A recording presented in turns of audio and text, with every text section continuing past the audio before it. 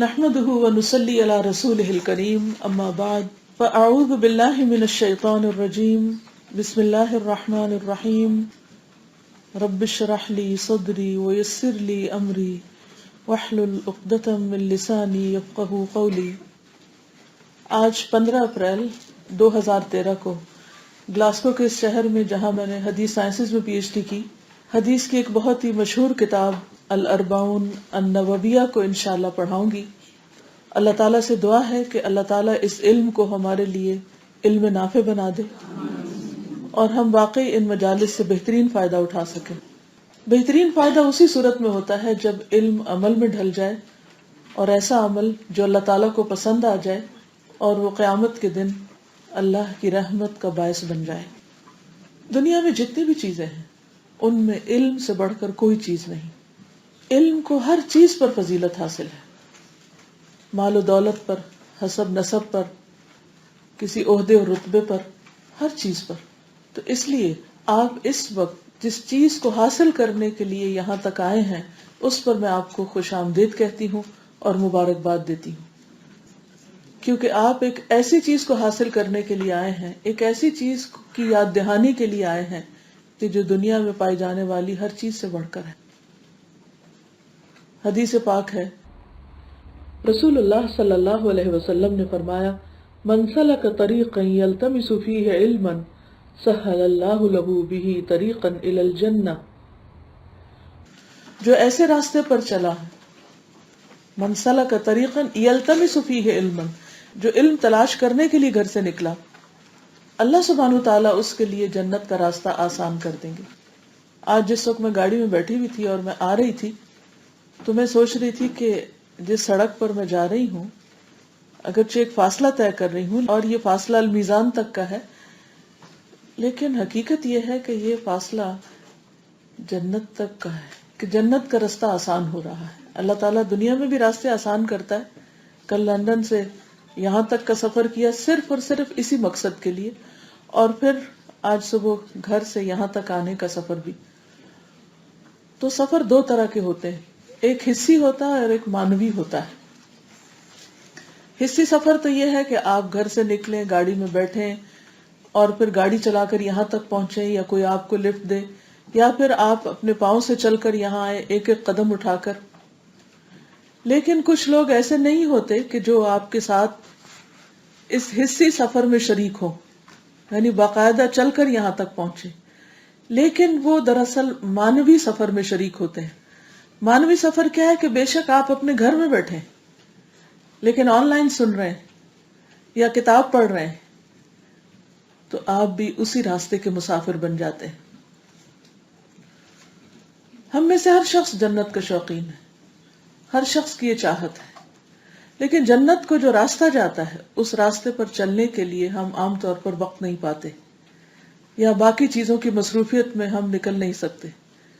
لیکن یہ اللہ کا بہت بڑا احسان ہے کہ جس نے اس وقت دنیا کے ہر کام سے زیادہ اس کام کو ہمارے لیے عزیز بنا دیا اور اس کی محبت ہمارے دل میں ڈال دی۔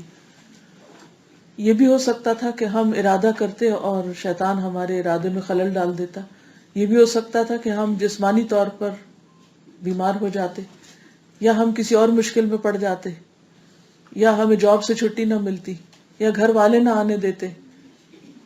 تو یہ سارے راستے کس نے آسان کیے؟ اللہ سبحانہ و تعالیٰ نے۔ تو میری دعا ہے کہ جس رب نے یہ سارے راستے آسان کیے ہیں، وہی رب ہمارے لیے جنت کا راستہ بھی آسان کر دے اور ہمیں اس وقت سے بھرپور فائدہ اٹھانے کی توفیق عطا فرمائے۔ یہاں تک تو ہم آ گئے، لیکن یہاں بیٹھ کر اگر ہماری توجہ اس بات کے علاوہ کسی اور بات کی طرف جاتی ہے تو بھی اس میں خلل آ جائے گا۔ اس وقت اب جو پیچھے آپ چھوڑ چکے ہیں گھر میں، کام میں، اس کو پیچھے ہی چھوڑ دیجئے، اور جو آگے آنے والا ہے، اس کے بعد کرنا ہے، اس کو بھی بعد میں کیجئے۔ تو اس وقت کے لیے میری درخواست آپ سے یہ ہے کہ آپ حاضر میں رہیے، پریزنٹ میں رہیے، پاسٹ اور فیوچر کو بھول جائیے، تاکہ آپ پورے کا پورا وہ سمیٹ سکیں جو لینے کے لیے آپ تشریف لائے ہیں یہاں پر۔ اور جتنا زیادہ جو لے گا اس کا حصہ اتنا ہی بڑا ہوگا۔ اور جتنے دل سے اور جتنی سچائی کے ساتھ جو اس علم کو حاصل کرے گا اس کے لیے اتنا ہی بڑا فائدہ ہوگا. تو میری اللہ تعالیٰ سے دعا ہے کہ وہ ہمیں اس مجلس میں ہونے والی اللہ اور اس کے رسول صلی اللہ علیہ وسلم کے دیے ہوئے خزانوں اس علم سے بھرپور فائدہ اٹھانے کی توفیق عطا فرمائے اور اس وقت میں برکت ڈال دے تاکہ ہم ضروری چیزیں کریں. سوال یہ پیدا ہوتا ہے کہ حدیث کیوں پڑھیں؟ حدیث ہی کیوں؟ دو بڑی وجوہات ہیں. ایک تو یہ کہ ماشاءاللہ آپ میں سے بہت سے لوگ ایسے ہیں کہ جنہوں نے قرآن مجید کا ترجمہ تفسیر ایک بار نہیں کئی بار پڑھا. کچھ ایسے ہیں جو پڑھ بھی رہے ہیں، لیکن آپ لوگوں نے باقاعدہ کسی کلاس میں اس طریقے پر حدیث نہیں پڑھی ہوگی جس پر انشاءاللہ آپ اس کو پڑھیں گے. اللہ سبحانہ تعالیٰ نے ایک کتاب اتاری اور دوسرے اس کے ساتھ رسول اللہ صلی اللہ علیہ وسلم صاحب کتاب کی سیرت اور آپ کی زبان سے نکلی ہوئی کتاب ہی کی وضاحت میں جو حکمت کی باتیں ہیں وہ بھی اتاری، جن کو وحی غیر مطلوب کہا جاتا ہے.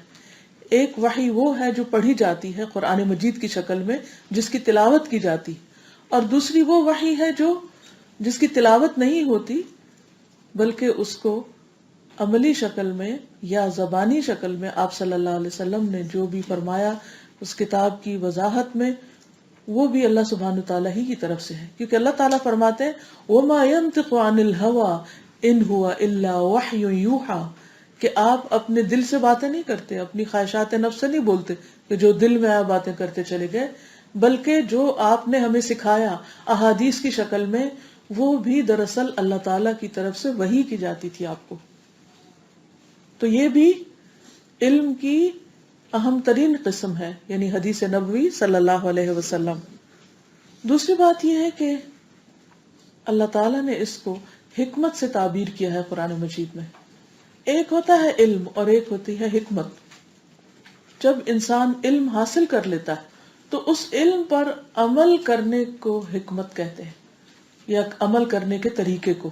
علم تو اللہ سبحانہ وتعالیٰ نے قرآن مجید میں اتارا، لیکن اس علم پر عمل کیسے کرنا ہے، کیا طریقہ ہو، اس کو مزید سمجھایا گیا، وضاحت کی گئی. وہ سب کچھ ہمیں حدیث رسول صلی اللہ علیہ وسلم سے ملتا ہے. پھر یہ بھی یاد رکھیے کہ اس علم کی اہمیت اتنی زیادہ ہے کہ اللہ سبحانہ وتعالیٰ قرآن مجید میں ازواج مطہرات کو مخاطب کرتے ہوئے فرماتے ہیں سورۃ الاحزاب آیت 34 میں وَاذْكُرْنَ مَا يُتْلَى فِي بُيُوتِكُنَّ مِنْ آيَاتِ اللَّهِ وَالْحِكْمَةِ إِنَّ اللَّهَ كَانَ لَطِيفًا خَبِيرًا. اے ازواج مطہرات، وَاذْكُرْنَ، اور تم ذکر کرو، پڑھو، پڑھاؤ. ذکر میں خود بھی اور دوسروں کو آگے اس کا ذکر کرنا بھی شامل ہے، یعنی خود بھی اس کا مذاکرہ کرتی رہو، اس چیز کو یاد رکھو اور دوسروں کو بھی بتاؤ. کیا چیز؟ ما یتلا، جو پڑھا جا رہا ہے، فی بیوتکن، تمہارے گھروں میں. یعنی ازواج مطہرات کے گھروں میں کون پڑھتا تھا؟ اللہ کے رسول صلی اللہ علیہ وسلم، اور وہاں جبریل علیہ السلام بھی آیا کرتے تھے آپ کو سکھانے کے لیے. من آیات اللہ، اللہ تعالیٰ کی آیات میں سے. کون سی آیات؟ قرآن مجید کی آیات. گویا قرآن مجید کو پڑھو اور پڑھاؤ. اور والحکمہ، اور حکمت. آیات اللہ تو اللہ کی آیات قرآن مجید ہے ہی، اور دوسری طرف حکمت رسول اللہ صلی اللہ علیہ وسلم کی باتیں ہیں جو وحی الہی پر مبنی ہے، جو آپ نے اپنی خواہش نفس سے نہیں کی. وما ينطق عن الهوى ان هو الا وحی یوحیٰ.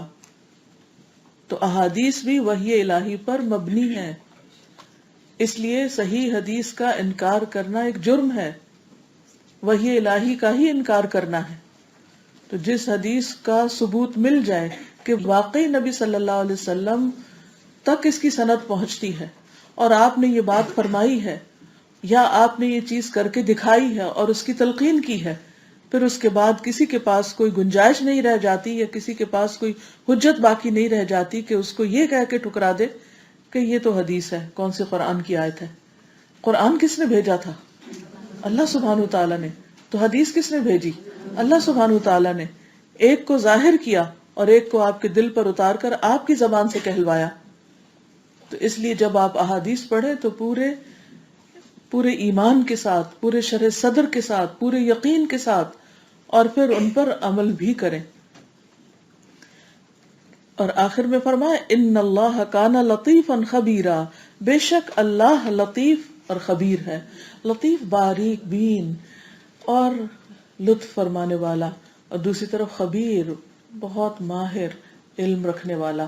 یعنی اللہ سبحانہ وتعالیٰ کو تمہارے صرف ظاہری اعمال نہیں، تمہارے دل کے حالات، تمہاری چاہتیں، تمہاری سوچیں، تمہارے خیالات، تمہارے اعمال، یہ سب معلوم ہے. جو رب ہمارے ہر حال سے، ظاہر اور باطن، ہر چیز سے واقف اور خوب واقف ہے، پھر اس کو راضی کرنے کے لیے کتنا زیادہ سچا ہونے کی ضرورت ہے، کتنا پیور ہونے کی ضرورت ہے، کس قدر تزکیے کی ضرورت ہے. کیونکہ ہم لوگوں کو تو دھوکہ دے سکتے ہیں، لوگوں کے سامنے کچھ سے کچھ بن کے دکھا سکتے ہیں، لیکن اللہ سبحانہ وتعالیٰ کے سامنے نہیں. لوگوں کے سامنے تو ہم یہ بہانہ کر سکتے ہیں کہ ہمیں علم نہیں تھا اور ہم جانتے نہیں تھے، لیکن اللہ کو تو پتا ہے کیا علم تھا اور کیا نہیں، اور کتنے آپ کے پاس مواقع تھے اور کتنی فرصت تھی، کیا کر سکتے تھے اور کیا نہیں کیا، اس کو تو سب پتا ہے. لطیف خبیرہ. اس لیے بہت ضروری ہے کہ ہم جو کچھ بھی سیکھیں اس پر عمل کرنے کی نیت کر لیں، کیونکہ علم عمل ہی کے لیے ہے. قرآن مجید پر عمل کرنا بھی ضروری ہے، لیکن حدیث تو ہے ہی عمل کا نام، کہ نبی صلی اللہ علیہ وسلم نے قرآن پر کس طرح عمل کر کے دکھایا. حضرت عائشہ سے جب آپ کے اخلاق، آپ کے طور طریقوں کے بارے میں پوچھا گیا تو انہوں نے کیا فرمایا؟ کان خلقہ القرآن، کہ آپ کا اخلاق قرآن تھا. یعنی قرآن مجید کی عملی تفسیر آپ کی زندگی میں نظر آتی ہے. تو اس لیے اگر آپ واقعی قرآن مجید کو سمجھنا چاہتے ہیں تو بھی بہت ضروری ہے کہ آپ باقاعدہ حدیث کا مطالعہ کریں اور اس کو بھی سیکھیں جس طرح آپ نے قرآن مجید کو سیکھا. نبی صلی اللہ علیہ وسلم خود معلم تھے، اور آپ کی دی ہوئی اس تعلیم سے ہم روگردانی نہیں کر سکتے. ہمارا علم اس وقت تک، دین کا علم ادھورا ہے جب تک کہ ہم باقاعدہ حدیث نہیں پڑھتے. تو اس لیے آج اللہ سبحانہ وتعالیٰ کے فضل سے ہم ایک بہت ہی مختصر سی کتاب الاربعون النوویہ شروع کریں گے. اس کے پہلے نام کے بارے میں، الاربعون، اربعون عربی میں کہتے ہیں 40 کو، اور النوویہ نووی کی 40 حدیثیں. اصل میں دیکھا جائے اگر آپ کتاب کے آخر میں دیکھیں گے تو 40 تو نہیں ہے، یہ تو زیادہ ہیں. کتنی ہیں؟ 50 ہیں. اور اگر آپ کتاب جو چھپی ہوتی ہے نا الاربعون النوویہ کے نام سے 40 حدیث، تو اس میں 42 ہیں. تو امام نووی نے 42 حدیثیں جمع کی. نام ان کا 40 حدیث رکھا، لیکن اس میں 2 زائد ہو گئی. اصل میں حدیث کا انتخاب کرنا انتہائی مشکل کام ہوتا ہے کہ کیا لیں اور کیا چھوڑیں. لیکن اس کے بعد ابن رجب الحنبلی نے اس میں 8 مزید حدیثوں کا اضافہ کر دیا. تو ہم نے پھر زیادہ کی طرف رجحان کیا اور 40 کی بجائے 50 حدیثیں آپ کی کتاب میں ڈال دی. اور یہ ان 2 عالموں کا انتخاب ہے. 50 حدیث ہے بیسیکلی، 40 نہیں بلکہ 50 ہے. لیکن چونکہ نووی کی کتاب مشہور اسی نام سے ہے تو اس وجہ سے ہم اس کو 40 ہی کہیں گے. عربی میں کہیں تو الاربعون النوویہ کہیں گے، اردو میں کہیں تو 40 نووی، اور انگریزی میں کہیں تو 40 حدیث بائے امام نووی. ٹھیک ہے. اچھا، یہ 40 کا قصہ کہاں سے شروع ہوا؟ اصل میں عبداللہ بن مسعود کی روایت میں، اگرچہ حدیث ضعیف ہے، کہ نبی صلی اللہ علیہ وسلم نے فرمایا کہ میں اس کے لیے سفارشی اور گواہ ہوں گا. اور ابن مسعود کی روایت میں ہے کہ ایسے شخص کو کہا جائے گا، یعنی جس نے 40 حدیثیں یاد کر لی، کہ جنت کے جس دروازے سے چاہو داخل ہو جاؤ. اور بعض کہتے ہیں کہ ایک اور روایت میں کہ اس کا شمار علماء کی جماعت میں اور حشر شہداء کی جماعت میں ہوگا. لیکن ماہرین حدیث کا اتفاق ہے کہ کثرت سند کے باوجود یہ حدیث ضعیف ہے. یہ اس معنی کی حدیثیں تمام ضعیف ہیں. اور جہاں تک ضعیف حدیث کا تعلق ہے تو پھر ہم اس کے اوپر نہیں جائیں گے. یعنی آپ یہاں پر ان 40 حدیثوں کے پڑھنے کا یہ اجر و ثواب نہیں سمجھیں گے کہ وہ قیامت کے دن شہیدوں میں سے اٹھائے جائیں گے یا علماء میں سے اٹھائے جائیں گے. ایسی کوئی بات نہیں ہے. لیکن بہت سے لوگوں نے 40 حدیثیں لکھنے کا کام ہر دور میں کیا. سب سے پہلے امام ابن مبارک جو ابو حنیفہ رحمۃ اللہ علیہ کے استاد تھے، انہوں نے 40 حدیثیں اکٹھی کی.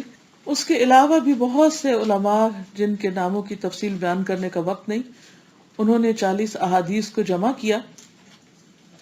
حقیقت یہ ہے کہ 40 اس لیے کہ جو بھی حدیث کے علم کا بگنر ہوگا، یعنی کہ جو سٹارٹ لے رہا ہوگا، اگر اس کو حدیث کی جو مروجہ بڑی بڑی کتابیں ہیں وہ پکڑا دی جائیں تو وہ دیکھ کر ہی گھبرا اٹھے گا اور وہ اس کو اس طرح کر نہیں سکے گا. تو جو بھی مبتدی ہوتا ہے، جو آغاز میں شروع میں کوئی علم سیکھنے لگتا ہے، تو حکمت کا تقاضا یہی ہے کہ اس کو چھوٹی کتاب سے شروع کرایا جائے. تو جتنے بھی دینی مدارس ہیں ان میں عموماً اسی کتاب سے شروع کرائی جاتی ہے حدیث. تو ایک تو اس کے انتخاب کی وجہ یہ بھی تھی. لیکن پھر عدد کے اوپر ہم نہیں جائیں گے، اصل چیز یہ دیکھیں گے کہ اس کے پڑھنے کا ہمیں کیا فائدہ ہوتا ہے. بہرحال نووی اس لیے کہتے ہیں اس کو کہ امام نووی نے اس کا انتخاب کیا ان احادیث کا. امام نووی کون تھے؟ ان کا نام محی الدین یحییٰ ابن شرف تھا. نام یحییٰ تھا، محی الدین لقب اور ابو زکریا کنیت تھی. تو یحییٰ ابن شرف النووی بن مری بن حسن بن حسین بن محمد بن جمعہ بن حزام، یہ ان کا نسب نامہ ہے. عربوں میں جب کسی کا تعارف کرایا جاتا ہے تو صرف اس شخص کا نہیں بلکہ یہ بھی دیکھا جاتا تھا کہ باپ کون ہے، دادا کون ہے، پردادا کون ہے، اور جہاں تک معلوم ہو. تو بہرحال اور نووی ان کو اس لیے کہا جاتا ہے کہ نوا کی طرف نسبت ہے. نوا دمشق کے قریب ایک گاؤں کا نام تھا. بیسیکلی دمشق کے قریب حوران نام کی ایک بستی ہے. تو ان کے جو بڑے دادا تھے یعنی حزام جو تھے وہ وہاں آ کر اقامت پذیر ہوئے تھے، اور امام نووی کی ولادت اسی بستی میں سن 631 631 ہجری میں ہوئی. اب کیا ہجری ہے کچھ پتا؟ 1434. تو یہ 631 میں پیدا ہوئے. تو کتنے 100 سال پہلے؟ 800 سال پہلے. آپ دیکھیے کہ اللہ سبحانہ تعالیٰ کی قدرت کہ کچھ لوگوں کی کوششوں میں ایسا اخلاص ہوتا ہے، ایسی برکت اللہ تعالیٰ دے دیتے ہیں کہ وہ 1 سال 10 سال 20 سال 100 سال نہیں بلکہ سینکڑوں سال تک باقی رہتی. جیسا کہ پہلے میں نے عرض کیا کہ بے شمار لوگوں نے 40 حدیث کے نام سے کتابیں لکھی اور ان میں مختلف طرح کے تفنن پیدا کی. تفنن یعنی ویرائٹی بھی ہے. مثلا علم کے بارے میں 40 حدیثیں، کسی نے 40 شہر کے 40 علماء سے سنی ہوئی 40 حدیثیں، جیسے ابو طاہر السلفی نے الاربعون البلدانیہ کے نام سے ایک کتاب لکھی کہ وہ 40 سٹیز میں گئے، 40 علماء سے ملے اور ان سب کی ایک ایک حدیث کتاب میں ڈال دی. وہ بھی بڑی مشہور ہوئی کتاب. لیکن جو برکت اس کتاب کو یا جو اہتمام اس کتاب کو نصیب ہوا وہ کسی اور کو نہیں ہوا، اور یوں محسوس ہوتا ہے کہ یہ دراصل ان کا اخلاص تھا. اور ہمیں بھی آج یہاں بیٹھ کر اپنے اخلاص اور اپنی نیت کا پوری طرح جائزہ لینا ہے. میں نے نیت پر اس لیے زیادہ بات نہیں کی کہ آج کی پہلی حدیث ہے ہی نیت کے بارے میں، تو انشاءاللہ اس وقت ہم اپنے یہاں پر آنے بیٹھنے سمیت میرے آپ کے سب کے اور جو بھی کوئی سن رہا ہے اس کو اپنے اپنے نیت کا جائزہ لینا ہے کہ ہم یہ کام کیوں کر رہے ہیں، کس کے لیے، اس سے حاصل کیا کرنا چاہتے ہیں، اس سے کیا فائدہ ہمیں مقصود ہے. بہرحال ان کے والد جو تھے وہ بہت نیک انسان تھے. انہوں نے ان کی بہت عمدہ تربیت کی اور بچپن سے ہی نہایت ذہین اور فطین تھے. شیخ یاسین بن یوسف مراکشی کہتے ہیں کہ میں نے امام نووی کو نوا کی بستی میں اس وقت دیکھا جب وہ 10 سال کے بچے تھے.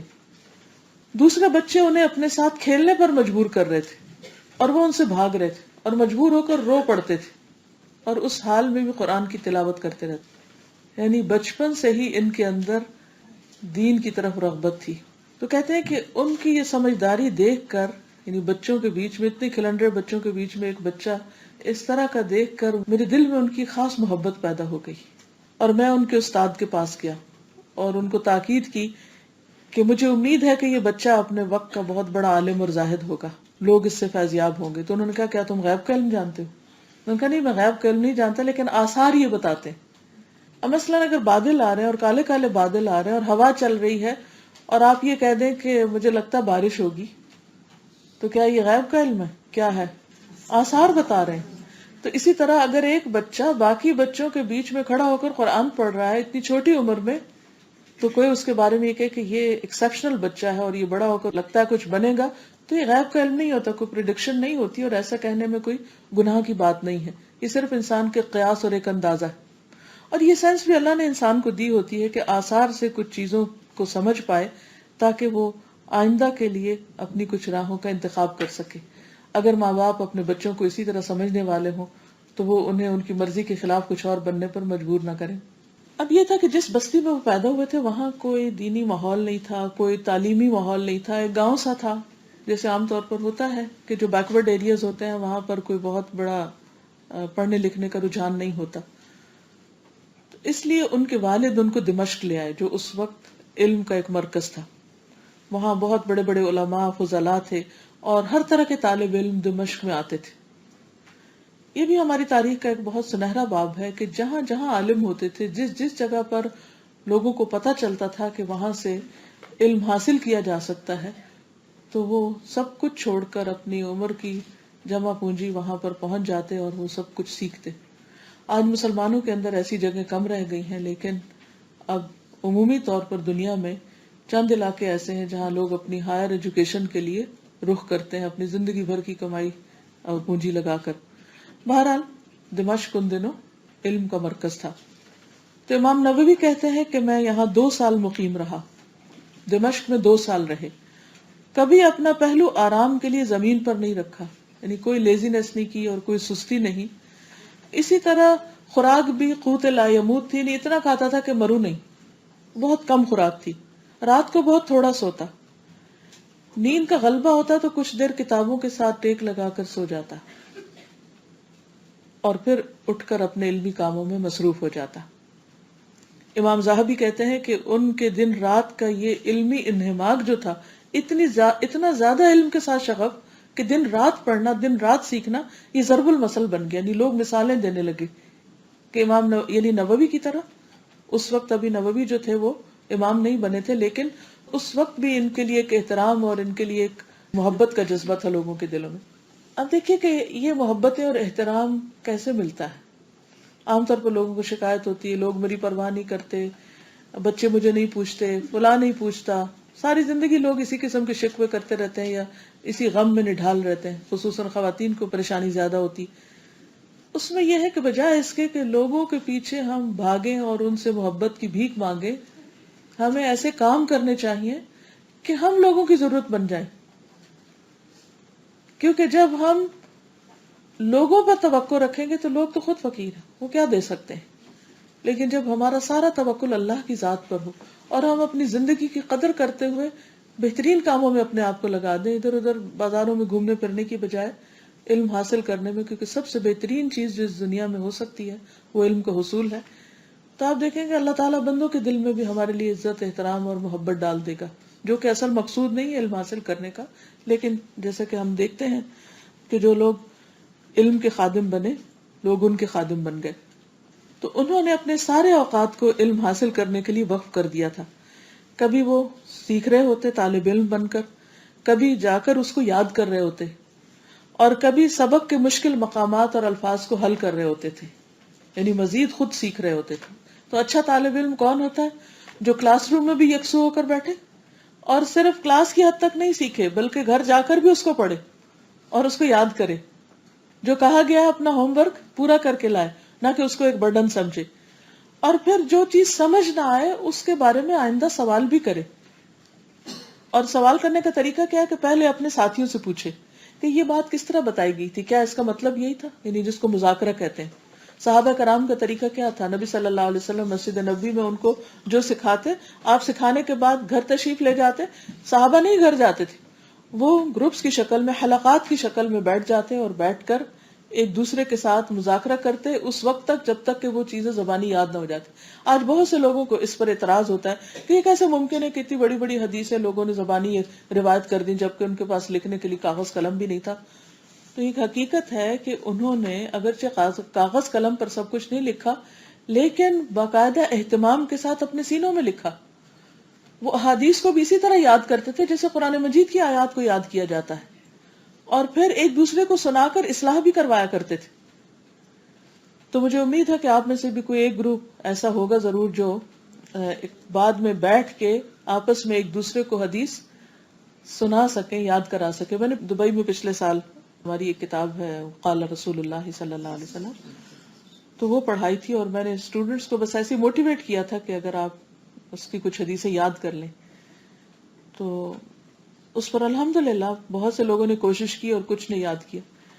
میں وہاں پڑھا رہی تھی، اور الحمدللہ اسلام آباد کی ہماری ایک اسٹوڈنٹ، جب میں پڑھا کر واپس وہاں پہنچی تو مجھے بتایا گیا کہ اس نے پوری کتاب زبانی یاد کر لی. اور پھر جب اس کی کانوکیشن تھی تو اس نے کھڑے ہو کر جو میں حدیث کے 2 لفظ بولتی تو وہ آگے پوری حدیث بولتی. تو اس طرح اللہ کی تھوڑی سی موٹیویشن کی بات ہے. آپ میں سے بھی کچھ لوگوں کی میموری بہت اچھی ہو سکتی ہے، لیکن ہم نے اس میموری میں لوگوں کے دکھ اور غم اور ہرٹس اور مستقبل کے انہونے خدشات اور اندیشے وہ بھر رکھے ہیں. لہٰذا وہ اتنا آکیوپائڈ ہے مائنڈ کہ کوئی علم کی بات اس میں ٹھہرتی نہیں. اکثر لوگ یہ کہتے ہیں نا حافظہ بڑا کمزور ہو گیا، ادھر پڑھتے ہیں ادھر بھول جاتے ہیں. وہ اس کی وجہ یہ ہے کہ اس پر تو غور و فکر ہی کم کرتے ہیں نا جو پڑھا ہوتا ہے. غور و فکر اور توجہ ایون پڑھتے وقت بھی ہماری ان مسائل کی طرف چلی جاتی جن کا حل ہمارے ہاتھ میں کوئی نہیں ہے اور نہ ہم کچھ کر سکتے ہیں. تو ان چیزوں کو سوچنے کی بجائے جتنا بھی وقت اللہ نے دیا ہے، جو بھی زندگی دی ہے، اس میں ہم علم کے ساتھ سنجیدگی اختیار کریں اور اس کو ایکسیلنس کے لیول پر لیں. تو وہ کیا کرتے، کبھی سبق کے مشکل الفاظ اور مقامات یاد کرتے، کبھی مطالعے کتب اور کتابت میں مصروف ہوتے، یعنی ساتھ ساتھ لکھا بھی کرتے تھے. مثلاً آپ یہاں جو پڑھیں سنیں، پھر اگر اللہ نے آپ کو لکھنے کی کچھ صلاحیت دی ہے تو ٹھیک ہے، کسی اخبار میں چھاپنے کے لیے نہیں تو کم از کم اپنے لیے ہی کچھ مضمون لکھ لیں. کہیں کسی، اگر آپ کا کوئی بلاگ ہے یا آپ کی کوئی ویب سائٹ ہے یا آپ کہیں بھی کسی طریقے سے کسی کو فائدہ پہنچا سکتے ہو تو ان باتوں کا خلاصہ آپ لکھ کر دوسروں کے ساتھ شیئر بھی کر سکتے ہیں اور وہ آپ کے لیے صدقہ جاریہ بن جائے گا. تو امام نووی کا طریقہ بھی یہی تھا کہ جو کچھ سیکھ کر آتے اسے یاد بھی کرتے، مشکل مقامات کو مزید دیکھتے اور پھر لکھا بھی کرتے تھے. ان کے بارے میں کہا جاتا ہے کہ راہ چلتے ہوئے بھی سبق کی تکرار کرتے تھے، یعنی راہ چلتے ہوئے بھی سبق دہرایا کرتے تھے. اتنی زیادہ انہیں علم کے ساتھ دلچسپی تھی. اور ہمارے پاس گھنٹوں ہوتے ہیں اور ہم ادھر ادھر کی باتیں کر کے وقت ضائع کر دیتے ہیں. اور پھر جب سبق یاد ہو جاتا تو اور کتابوں کا مطالعہ شروع کر دیتے تھے. لیکن ان کی طبیعت میں سادگی بہت تھی، غذا سادہ تھی، لباس سادہ تھا. اور اگرچہ یہ ممنوع نہیں ہے کہ انسان اچھا لباس پہنے یا اچھا کھانا کھائے، لیکن ہر ایک کی اپنی پرائرٹی ہوتی ہے زندگی میں کہ وہ کیا چاہتا ہے. کچھ لوگ نفس کی لذتوں کے پیچھے پڑے رہتے ہیں، ان کو بس اچھا ہی کھانا چاہیے، اگر وہ اچھا نہیں ہے تو وہ کھانا ہی نہیں کھائیں گے. ہمارے بچے جیسے اسپائل ہوتے ہیں تو اکثر پھر جنک فوڈ کھاتے رہتے ہیں. کچھ لوگ، ان کا سارا ہم و غم یہ ہوتا ہے کہ وہ نظر کس طرح آ رہے ہیں اور اچھے سے اچھا کپڑا پہنے. ان کے مال کا ایک بڑا حصہ کپڑوں میں خرچ ہو جاتا ہے، کپڑوں کی خرید و فروخت پر. اب آپ دیکھیے کہ جب ہمارے سارے شوق دنیا کے ہوں گے، صرف نفس کی لذت، تو یہ سب سے لوور لیول ہے کسی بھی انسان کا. اس سے اوپر کیا ہے کہ انسان اپنے، یعنی ایک تو فزیکل نیڈز ہیں ہماری، پھر ہماری انٹلیکچوئل نیڈز ہیں کہ انسان اپنے ذہن کو وسعت دے، پڑھنے پڑھانے کا کام کرے. پھر اس کے بعد اس سے اپر لیول کی نیڈز ہوتی ہیں اور وہ ہے ہماری دل کی ضروریات، ہماری اسپرچل نیڈز، اور وہ ہے اللہ سبحانہ تعالیٰ کی معرفت. یعنی ایک ہوتا ہے زندگی کو کھانے پینے میں گزارنا، اور ایک ہوتا ہے بس اسٹڈی کر لینا، ادھر سے پڑھ لیا ادھر سے پڑھ لیا یا کچھ پڑھا دیا اور بات ختم. اور ایک ہوتا ہے کہ اس سارے سے حاصل کیا ہوا، یعنی ہر علم کے بعد اپنے آپ سے سوال کریں کہ میں اللہ سے کتنا قریب ہوا اور اپنے گناہوں سے کتنا دور ہوا، جنت سے کتنا قریب ہوا اور جہنم سے کتنا دور ہوا. میں نے کتنے ایسے کام کیے جو اللہ کی رحمت کے قریب کرنے والے. ایسا انسان کبھی بھی مطمئن ہو کر نہیں بیٹھتا، وہ کبھی بھی یہ نہیں سمجھتا کہ میں نے بہت کچھ کر لیا. وہ ہر وقت اپنے دل کا جائزہ لیتا رہتا ہے کہ میرے دل میں اللہ کی محبت کتنی آ گئی اور اس میں مزید اضافہ کتنا، میں نے اللہ تعالیٰ کو کتنا پہچانا. اور اس زمین پر اللہ نے جب بھیجا ہی ہمیں اپنی عبادت کے لیے، تو عبادت صرف چند ایکسرسائزز کا نام نہیں کہ کھڑے ہو کے اور رکوع میں اور سجدے میں کچھ کر لیں یا کچھ اور ایکشنز ہم سر انجام دے دیں تو یہ عبادت ہو گئی. اصل عبادت جو ہے ظاہری ریچولز کے علاوہ دل کی کیفیت ہے کہ اندر ہماری کیا ہے اور ہمارا اللہ سبحانہ تعالیٰ سے کنیکشن کتنا ہے، اور ہمارے دل میں اللہ سبحانہ تعالیٰ کے دیدار کا شوق کتنا ہے، اس کی ملاقات کا شوق کتنا ہے، اس کا خوف کتنا ہے، اس پر توکل کتنا ہے، اس پر یقین کیسا ہے. یہ سب کچھ ہمیں اپنے آپ سے پوچھنا ہے. تو جو لوگ اس لیول پر جیتے ہیں پھر وہ کھانے کپڑے سے بے نیاز ہو جاتے ہیں، پھر وہ اس پر غمگین اور رنجیدہ نہیں ہوتے کہ مجھے دنیا کی کوئی مادی چیز کیوں نہیں ملی. یہ تو حیوانی سطح پہ جینا ہے نا. پھر ایک انسانی سطح پہ جینا ہے کہ ٹھیک ہے، پڑھنا لکھنا، ڈگری کی، جاب کی، شادی کی، بچے ہوئے. پھر اس کے بعد ایک اور اگلا لیول ہے، اور وہ روحانی سطح پر جینا، کہ ہماری روح جو ہے اور ہمارا دل جو ہے، جیسے اللہ نے دل کو سردار بنایا باقی سارے اعضاء کا، موت بھی جب واقع ہوتی ہے جب دل مر جاتا ہے، اور زندگی تب شروع ہوتی ہے جب دل دھڑکنے لگتا ہے. تو اسی طرح جن لوگوں کا دل ایمان سے، اللہ کی محبت سے دھڑکتا ہے، وہی دراصل اپنی زندگی کا صحیح فائدہ اٹھاتے ہیں اور مقصد پورا کرتے ہیں. تو ایسے لوگ دنیا میں اب بھی ہیں، ہر دور میں رہے ہیں، کبھی زیادہ کبھی کم، لیکن دنیا ان سے خالی نہیں رہی. لیکن میجورٹی جو ہے وہ صرف زبان اور شہوت اور صرف وقتی ہنسی خوشی اور جسمانی لذتوں کے حصول کے لیے جیتی. تو اگر ہم یہ علم حاصل کر رہے ہیں تو ہمیں اپنے آپ کو صرف جسمانی لذتوں میں نہیں رکھنا، بلکہ اس سے اوپر اٹھنا ہے، اس سے اوپر اٹھنا ہے. اوپر اس وقت اٹھ کے آپ پڑھ رہے ہیں، علمی ضرورت پوری کریں، لیکن یہ کافی نہیں. یہ تو صرف ایک مینز، ایک ذریعہ ہے. آپ علم کے راستے پر چلے ہیں، حاصل کچھ اور کرنا ہے. مثلاً ایک درخت لگانے کا مقصد کیا ہوتا ہے؟ کہ اس سے پھل حاصل کیے جائیں. لیکن اگر کوئی بس درخت لگ گیا تو خوش ہو گیا کہ ہاں میرا کام پورا ہو گیا، تو پورا نہیں ہوا. اگر اس کے پتے وغیرہ آگے اور کہیں کہ وہ جو گرین ہو گیا درخت، نہیں، کافی نہیں ہے. ابھی پھول لگ گئے، واہ اور زیادہ خوبصورت ہو گیا، نہیں، کافی نہیں ہے.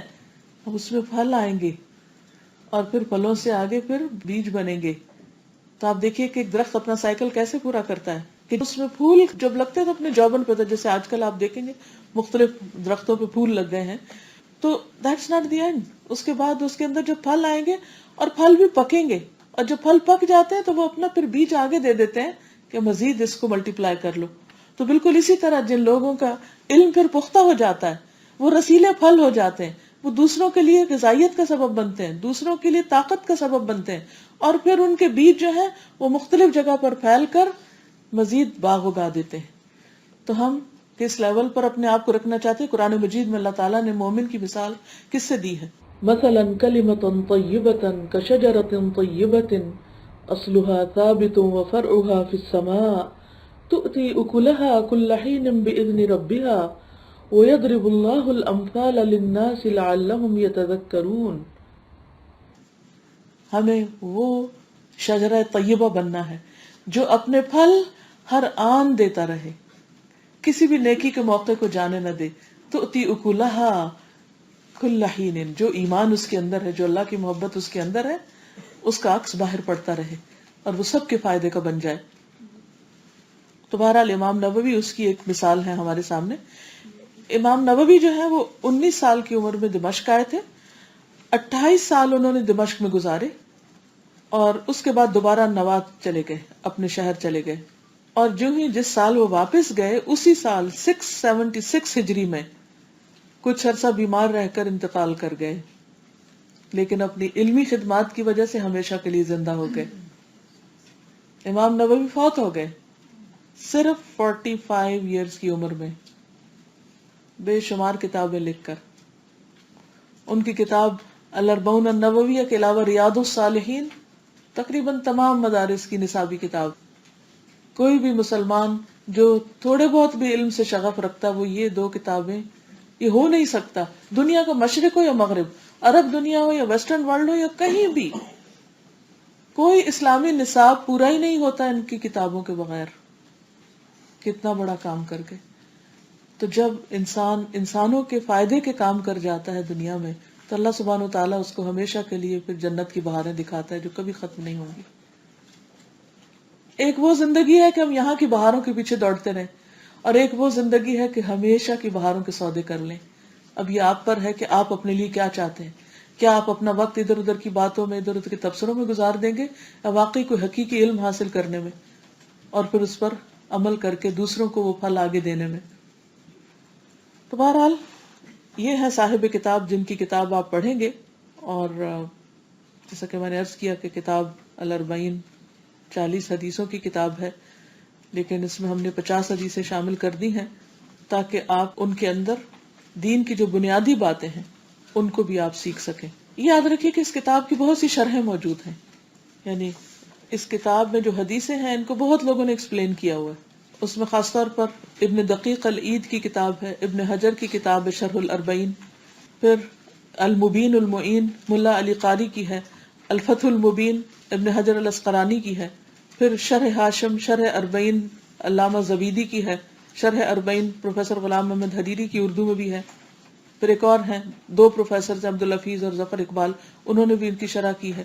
پھر اردو میں شرح ہوئی ہے 40 احادیث کے نام سے، پروفیسر سعید مجتبیٰ سعیدی نے کی ہے. تو بہرحال اس ٹاپک پر بہت ساری شروحات بھی موجود ہیں، یعنی آپ چاہیں تو ان احادیث کی وہ شرح استعمال بھی کر سکتے ہیں، پڑھ بھی سکتے ہیں. لیکن اس کے علاوہ جو مشہور شرح ہے شیخ ابن عثیمین کی، اس میں بھی بہت کام کے نکات ہیں. بہت سے لوگوں نے اس کو پڑھا ہے، پڑھایا ہے، مختلف زبانوں میں اس کتاب کے ترجمے ہوئے حدیث کے. تو کوشش ہوگی کہ ان احادیث میں جو بنیادی مفہوم ہے وہ آپ کے سامنے رکھوں. پڑھنے کا طریقہ یہ ہوگا کہ انشاءاللہ میں آپ کو پہلے عربی میں حدیث کہلواؤں گی اور آپ میرے پیچھے پڑھیں گے تاکہ آپ کو عربی عبارت پڑھنی آئے. اور جب عربی عبارت پڑھیں تو یہ سوچ کر پڑھیں کہ یہ نبی صلی اللہ علیہ وسلم کے الفاظ ہیں. جس شخص کو نبی صلی اللہ علیہ وسلم سے محبت ہو وہ لازمی طور پر ان کے الفاظ اور ان کی باتوں سے بھی محبت کرے گا. پھر میں ان کا لفظی ترجمہ کروں گی، پھر اس کے بعد بامحاورہ ترجمہ اور ساتھ ساتھ الفاظ کی وضاحت اور شرح، اور آخر میں کرنے کے کام جو آپ ہی بتائیں گے مجھے. تو اس لیے اٹینٹیولی سنیے کہ اس میں سے عمل کی باتیں آپ نے کیا نکالی. یہ جو اس وقت کتاب آپ کو ٹیکسٹ بک کے طور پر دی گئی ہے، اس کو اس طریقے پر خاص طور پر تیار کروایا گیا ہے ایک ورک بک کے طور پر، کہ جیسے ایک طالب علم ہوتا ہے، آپ کے بچے بھی اسکولز میں جاتے ہیں اور وہ اس میں جو ایک تو ٹیچر کی بک ہوتی ہے اور ایک اسٹوڈنٹ بک ہوتی ہے اور پھر اس میں وہ ایکٹیویٹی بک ہوتی ہے. تو اس کو آپ سمجھے کہ ایک ایکٹیویٹی بک ہے یا ورک بک ہے. یہ صرف ٹیکسٹ پڑھنے کے لیے نہیں. اگر ٹیکسٹ کی بات ہوتی تو چھوٹی پتلی چھپی ہوئی ہم آپ کو دے دیتے، لیکن ہم یہ چاہتے ہیں کہ آپ اس سے پورا فائدہ اٹھائیں. اس میں انشاءاللہ میں جب عربی عبارت کہلواؤں گی تو اگر کہیں زبر زیر نہیں تو آپ وہ لگا لیجئے. ویسے تو کوشش کی ہے کہ اعراب کے ساتھ ہی ہو. دوسرا یہ ہے کہ یہ جو 2 لائنوں کے بیچ میں خالی جگہ چھوڑی گئی ہے یہ لفظی ترجمہ لکھنے کے لیے. یہ بھی ہو سکتا تھا کہ ہم خود ڈبے ڈال کے آپ کو لکھ کر دے دیتے، لیکن جب انسان اپنے قلم سے لکھتا ہے تو وہ چیز زیادہ یاد رہتی، ورنہ اسی کنفیوژن میں ہوتا ہے اچھا یہ اس کا معنی ہے یا اس کا یہ کیا. تو قرآن مجید میں اللہ سبحانہ وتعالیٰ فرماتا ہے نا، الذی علم بالقلم، وہ جس نے قلم کے ساتھ لکھنا سکھایا، جس نے قلم کے ذریعے علم سکھایا. علامہ تعلیم دی بالقلم، قلم کے ساتھ. تو میں آپ سب سے ریکویسٹ کروں گی کہ قلم کا استعمال ضرور کیجیے اور لکھیے، بھلے آپ کو پہلے سے بھی آتا ہو ترجمہ پھر بھی لکھیے.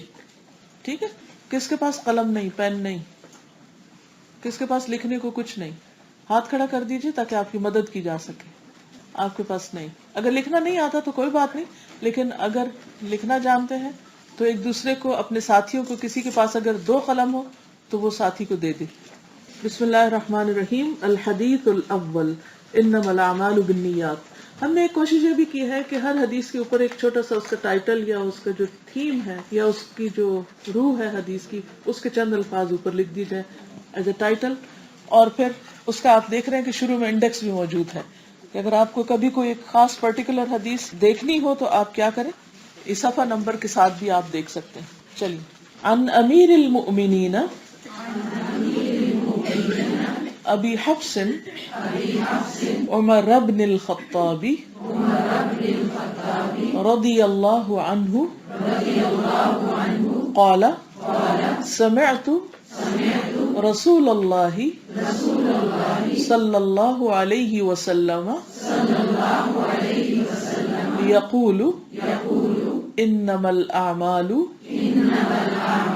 بالنیات وانما لکل امرئ ما نوى فمن كانت ہجرته الى اللہ ورسوله فہجرته الى اللہ ورسوله ومن كانت ہجرتہ لدنیا یصیبها او امرأۃ ینکحها فہجرتہ الی ما ہاجر الیہ. کوشش کیجئے کہ بعد میں ایک دوسرے کو سنا کر اپنی تصحیح کرائیے، اپنے آپ کو دوسرے پر پیش کیجئے، اور اس میں ڈریے نہیں، گھبرائیے نہیں، شرم نہیں کیجئے، بلکہ سنا کے دوسرے کو کہ آپ میری غلطی نکالیں. اور جب آپ کے عربی ٹھیک ہو جائے تو کوشش کریں زبانی یاد کر لیں، کیونکہ یہ نبی صلی اللہ علیہ وسلم کے منہ سے نکلے ہوئے الفاظ ہیں. رواہ امام المحدثین ابو عبداللہ محمد بن اسماعیل بن ابراہیم ابن المغیرہ بن بردزبہ البخاری الجعفی و ابو الحسین مسلم بن الحجاج بن مسلم القشیری النیسابوری فی صحیحیہما اللذین ہما اصح الکتب المصنفہ. عن امیر المؤمنین، عن سے امیر المؤمنین مومنوں کے امیر، ابی حفص ابو حفص کنیت ہے، عمر بن الخطاب عمر بن خطاب سے، قال کہا، کس نے کہا؟ عمر بن خطاب نے کہا، سمعت میں نے سنا، رسول اللہ صلی اللہ علیہ وسلم رسول اللہ صلی اللہ علیہ وسلم کو، یقول آپ فرماتے تھے، انما بے شک، الاعمال اعمال، بالنیاتی نیتوں کے ساتھ ہیں، و اور، انما بے شک، لکل واسطے ہر، امرئ شخص کے، انسان کے، ما جو، نوا اس نے نیت کی، فمن تو جو کوئی، کانت ہو یا ہے، ہجرتہ ہجرت اس کی، اللہ طرف اللہ کے، ورسولہ اور اس کے رسول کے، پس ہجرتہ اس کی ہجرت، اللہ طرف اللہ کے ہے، ورسولہ اور اس کے رسول کے، اور من جو کوئی، کانت ہو، ہجرتہ اس کی ہجرت،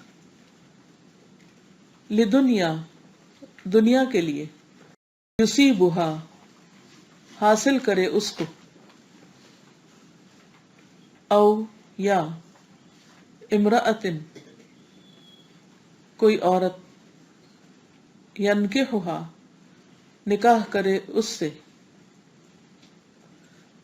پس ہجرتہ ہجرت اس کی، الی طرف، ما جو، ہاجرہ اس نے ہجرت کی، الیہ اس کی طرف. رواں ترجمہ، امیر المؤمنین ابو حفص عمر ابن خطاب رضی اللہ عنہ بیان کرتے ہیں کہ میں نے رسول اللہ صلی اللہ علیہ وسلم کو فرماتے ہوئے سنا،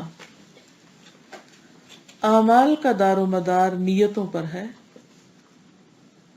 ہر انسان کے لیے وہی ہے جو اس نے نیت کی،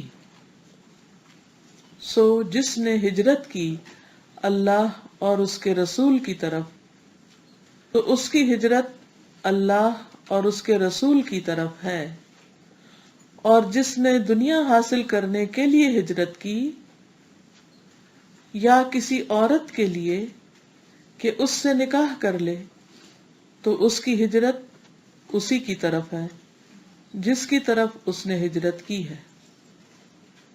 ٹھیک ہے، تو یہ رواں ترجمہ جو ہے نا وہ بالکل نیچے جو خالی پیسج کی جگہ رکھی ہوئی ہے وہاں بھی لکھ سکتے ہیں، اور میں دہراتی ہوں اگر کوئی لفظ چھوٹ گیا ہو تو آپ اس کو پورا کر لیجئے، ورنہ ایک دوسرے سے پوچھ کے بھی بعد میں کمپلیٹ کر سکتے ہیں.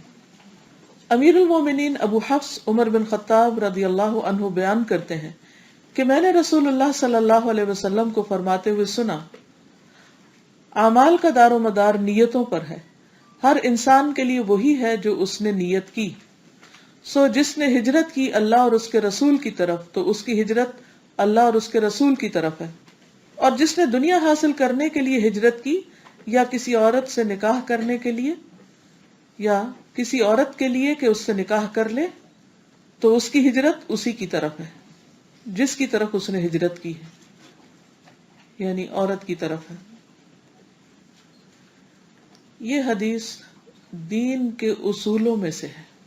اصول کہتے ہیں نا جڑ، بنیاد کو، جیسے شجرہ طیبہ کی بات ہم نے پڑھی، اصلھا ثابت، اس کی اصل، اس کے اصول، اس کی جڑ، اس کی بنیاد مضبوط ہے۔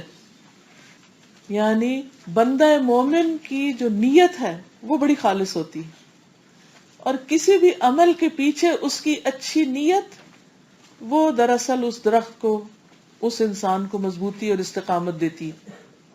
تو یہ حدیث دین کے اصولوں کی اصل میں سے، اور ہر ٹاپک اور ہر انسان سے متعلق، ہر مسلمان سے متعلق ہے، کیونکہ ہر عمل کے پیچھے کوئی نہ کوئی ارادہ ہوتا ہے، کوئی نہ کوئی نیت ہوتی، اور دو میں سے ایک ہوتا ہے، اللہ کی رضا کا حصول یا پھر دنیاوی غرض کا حصول، دنیا کی کسی چیز کا حصول۔ یعنی انسان کا کوئی عمل نیت سے خالی نہیں ہوتا، ہر عمل کے پیچھے یا تو اللہ کی رضا مقصود ہوگی یا پھر دنیا کی کوئی غرض، دنیا کا کوئی مطلب، دنیا کا کوئی فائدہ۔ تو دونوں کو آپ آمنے سامنے رکھ لیں۔ اب انسان کا درخت کس طرح کا ہوگا، یعنی وہ انسان کیسا انسان ہوگا، اس کے اعمال کس طرح اگیں گے، کتنے مضبوط ہوں گے، کتنے پھلے پھولیں گے، کتنے پھل اس میں لگیں گے، وہ آگے کتنے ملٹی پلائی ہوں گے، یہ ڈپینڈ کرتا ہے کہ آپ نے کوئی کام کس نیت سے کیا۔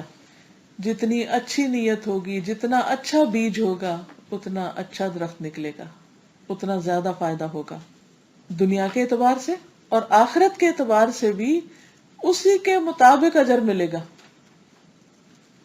جس مقصد کے لیے کام کیا اسی طرح کا اجر ملے گا۔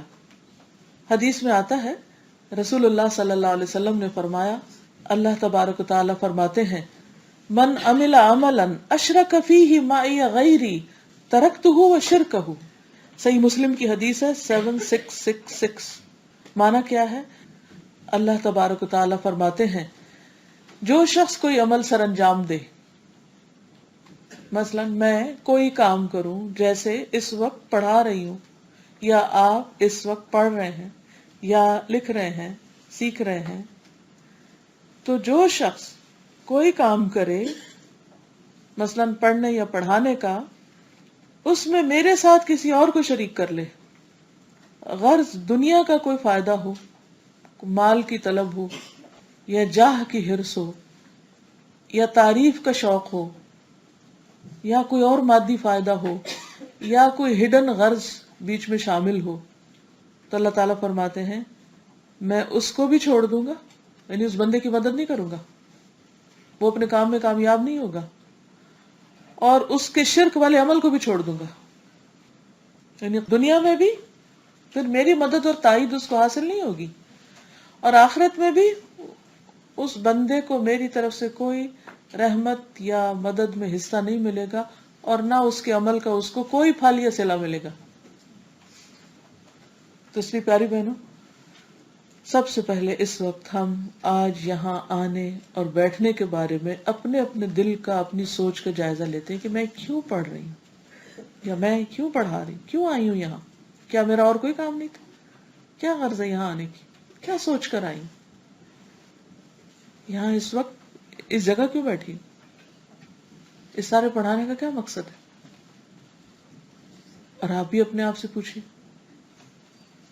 کیا کسی دوست کی ملاقات سے آئی ہوں، یا ایسے ہی جائزہ لینے آئی ہوں، یا ایسے ہی بس وقت تھا تو سوچا پاس کر لیں جا کے وہاں، یا کسی کے مقابلے میں آئی ہوں، یا کیا مقصد ہے، یا پھر واقعی اللہ کو خوش کرنے کے لیے آئی ہوں کہ یا رب، جیسے موسیٰ علیہ السلام اپنی قوم سے آگے آگے تھے نا، جئت الیک رب لترضی، اللہ دوڑتا ہوا آیا ہوں تیری طرف تاکہ تو راضی ہو جائے، تو خوش ہو جائے، تیری خوشی کے لیے آیا ہوں، میں جاہل ہوں، میں لا علم ہوں، میں جاننا چاہتا ہوں کہ تو ہمارے لیے کیا پسند کرتا ہے، تجھے کیسے عمل چاہیے، میں اپنی اصلاح کے لیے آیا ہوں، اپنی علمی ترقی کے لیے آیا ہوں، اپنی روحانی ترقی کے لیے آیا ہوں،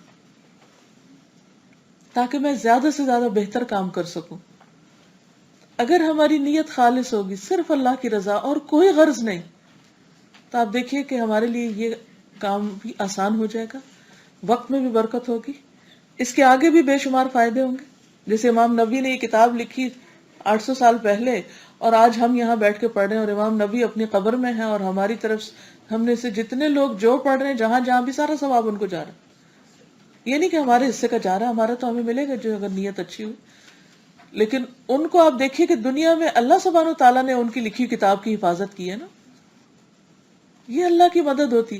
جب اخلاص ہوتا ہے تو اللہ سبحانہ و تعالیٰ اس بندے کی اور اس کے کاموں کی خود حفاظت فرماتے ہیں.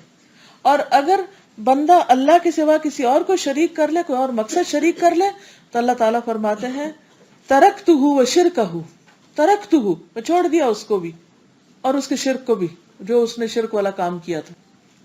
امام شافعی کہتے ہیں کہ یہ حدیث فقہ کے 70 موضوعات پر مشتمل ہے. بعض کا کہنا ہے کہ اگر 100 کتابیں لکھی جائیں تو یہ حدیث ہر کتاب کے مقدمے میں لکھی جائے گی. یعنی کوئی بھی عمل اس حدیث کے اندر جو مطلب ہے اس سے خالی نہیں. ہر عمل یا ہر کام کے لیے ارادہ، اور ہر کام کے لیے 2 میں سے ایک ارادہ، یا اللہ کی رضا یا دنیا کا کوئی مطلب. تو جیسی نیت ہوگی ویسا ہی پھل ملے گا. عبد الرحمن بن مہدی کہتے ہیں کہ جو بھی کوئی کتاب لکھنا چاہے تو چاہیے کہ اسی حدیث سے ابتدا کرے. یہ نہیں کہ ایک رسم کے طور پر شروع میں بس چپکا دے، بلکہ ہر کام کے شروع میں اپنے آپ کو جانچے، یعنی اپنی نیت کا جائزہ لے. امام احمد کہتے ہیں کہ اسلام کے اصول 3 حدیثوں پر مبنی. اسلام کے اصول 3 حدیثوں پر مبنی ہے. ایک حدیث عمر. اچھا، یہ حدیث بائی دی وے حدیث عمر کے نام سے مشہور ہے کیونکہ صرف حضرت عمر ہی ہیں صحابہ میں سے جنہوں نے اس کو روایت کیا. دوسری حدیث عائشہ، من احدث فی امرنا ھذا ما لیس منہ فہو رد، جو ہمارے اس کام میں یعنی دین میں کوئی نئی چیز ایجاد کر لے وہ مردود ہے، ریجیکٹڈ ہے. اور تیسرے نعمان بن بشیر کی حدیث الحلال بین والحرام بین، حلال بھی واضح اور حرام بھی واضح. تو اب ہم حدیث کے الفاظ پہ آ جاتے ہیں. ان امیر المؤمنین. امیر المومنین کیا مطلب ہے؟ امیر المومنین کا مومنوں کا امیر. یہ حضرت عمر کو خطاب دیا گیا تھا سب سے پہلے. امیر المومنین سب سے پہلے حضرت عمر کو ٹائٹل ملا تھا. رسول اللہ صلی اللہ علیہ وسلم کی وفات کے بعد حضرت ابو بکر رضی اللہ تعالیٰ عنہ کو جب خلیفہ بنایا گیا تو لوگ ان کو خلیفۃ رسول اللہ کہتے تھے. اللہ کے رسول صلی اللہ علیہ وسلم کے خلیفہ یعنی جانشین، بعد میں آنے والے. جب عمر آئے تو لوگ کہنے لگے خلیفۃ رسول اللہ صلی اللہ علیہ وسلم، رسول اللہ صلی اللہ علیہ وسلم کے جانشین کے جانشین. اب ڈبل ہو گئے، خلیفۃ رسول اللہ صلی اللہ علیہ وسلم. لمبا ہو گیا نا ٹائٹل. اب انہیں کوئی سمجھ نہیں آ رہی تھی لیکن ایسے ہی کہہ رہے تھے. تو ہوا یہ کہ عراق سے ایک شخص آیا اور اس نے آ کے پوچھا تمہارا امیر کون ہے؟ کہنے لگے کیا مطلب امیر کا؟ امیر ہمارا تو امیر رچ کو کہتے ہیں نا، امیر کا مطلب تمہیں حکم دینے والا، تمہارا لیڈر کون ہے؟ تو انہوں نے کہا عمر. تو انہوں نے کہا کہ تو اس امیر کو لایا، یعنی کہ یہ لفظ ان کے کلک کر گیا. یعنی یہ لقب تو انہوں نے آپ کے لیے رکھا کہ آپ مومنوں کے امیر ہیں. اب خلیفہ تو خلیفہ کہنے کی بجائے آپ کو امیر المومنین کہا جانے لگا. جب وہ خلافت کے عہدے پہ فائز ہو گئے تھے اس وقت سے یہ لقب رائج ہوا. تو اب ایک کوشچن آپ کے ٹیسٹ کا یہ بن سکتا ہے کہ امیر المومنین کا خطاب سب سے پہلے کس کو دیا گیا؟ جا کے اپنے بچوں کو پوچھئے. یا پھر امیر المومنین کا خطاب کیسے پڑھا؟ دوسرا ہے ابو حفص، کنیت ہے. امیر المومنین لقب ہے، ابو حفص کنیت ہے. حفص کس کو کہتے ہیں؟ شیر کو. کسی کا نام حفصہ ہے آپ میں سے؟ شیرنی. کئی لوگ نام رکھتے ہیں نا حفصہ. حضرت حفصہ تھی کون؟ حضرت عمر کی بیٹی جو حضور صلی اللہ علیہ وسلم کی اہلیہ تھی. لیکن یہاں ابو حفصہ نہیں ہے، ابو حفص ہے. حفص شیر کو کہتے ہیں، یعنی شیر کے باپ. جیسے ابو ہریرہ تھے نا، ہریرہ کس کو کہتے ہیں؟ بلی کے باپ. تو اسی طرح ابو حفص شیر کے باپ. تو باپ مراد نہیں ہوتا، والا. یعنی بعض اوقات کنیت ضروری نہیں ہوتی کہ وہ شخص کسی کا باپ ہو تو اس سے ہو. جیسے حضرت عائشہ رضی اللہ تعالیٰ عنہ کی کنیت کیا تھی؟ ام عبداللہ. حالانکہ آپ کا کوئی بیٹا عبداللہ نہیں تھا. تو عربوں میں کنیت کا رواج ہوتا تھا. ہمارے ہاں تو باجی، خالہ، آنٹی یہ بولتے ہیں نا کسی کو. تو عرب کلچر کے اندر نام کی بجائے عموماً کنیت سے پکارا جاتا ہے، ایک احترام کے لیے، پہچان کے لیے. کیونکہ بعض اوقات 10 لوگوں کا ایک ہی نام ہوتا ہے. جیسے محمد نام صلی اللہ علیہ وسلم سب سے زیادہ رکھا جانے لگا نبی صلی اللہ علیہ وسلم کے بعد. ہر کوئی احترام کے لیے، برکت کے لیے اپنے نام کے ساتھ محمد. آپ بھی مثلا ہو سکتا ہے اپنے بچوں کے یا اپنے آس پاس خاندان میں مردوں کے نام دیکھیں تو محمد، حتیٰ کہ احمد بھی نام رکھنا تب بھی محمد احمد، محمد حسن، محمد حسین، ہر نام کے شروع میں محمد. تو اب اگر 10 محمد ہو، وہ ایک شخص تھا اس کے 10 بیٹے تو اسے 10 کے 10 ناموں کو محمد رکھا. تو بس یہ کہتا تھا کہ محمد الاول، محمد الثانی، 10ویں کو کہتا محمد العاشر، 10واں محمد. یعنی اتنا زیادہ نبی صلی اللہ علیہ وسلم کے نام سے لوگوں کو محبت ہے امت محمد کو. یعنی لوگوں کی سمجھ میں بات نہیں آتی کہ وہ کیا چیز تھے کہ ہر امتی جو واقعی امتی ہے وہ آپ سے شدید محبت رکھتا ہے، حتیٰ کہ اپنے ہر بچے کا نام بھی محمد رکھ کے وہ نہیں تھکتا. تو پھر وہ ڈفرینشیٹ کس طرح کرتے ہیں؟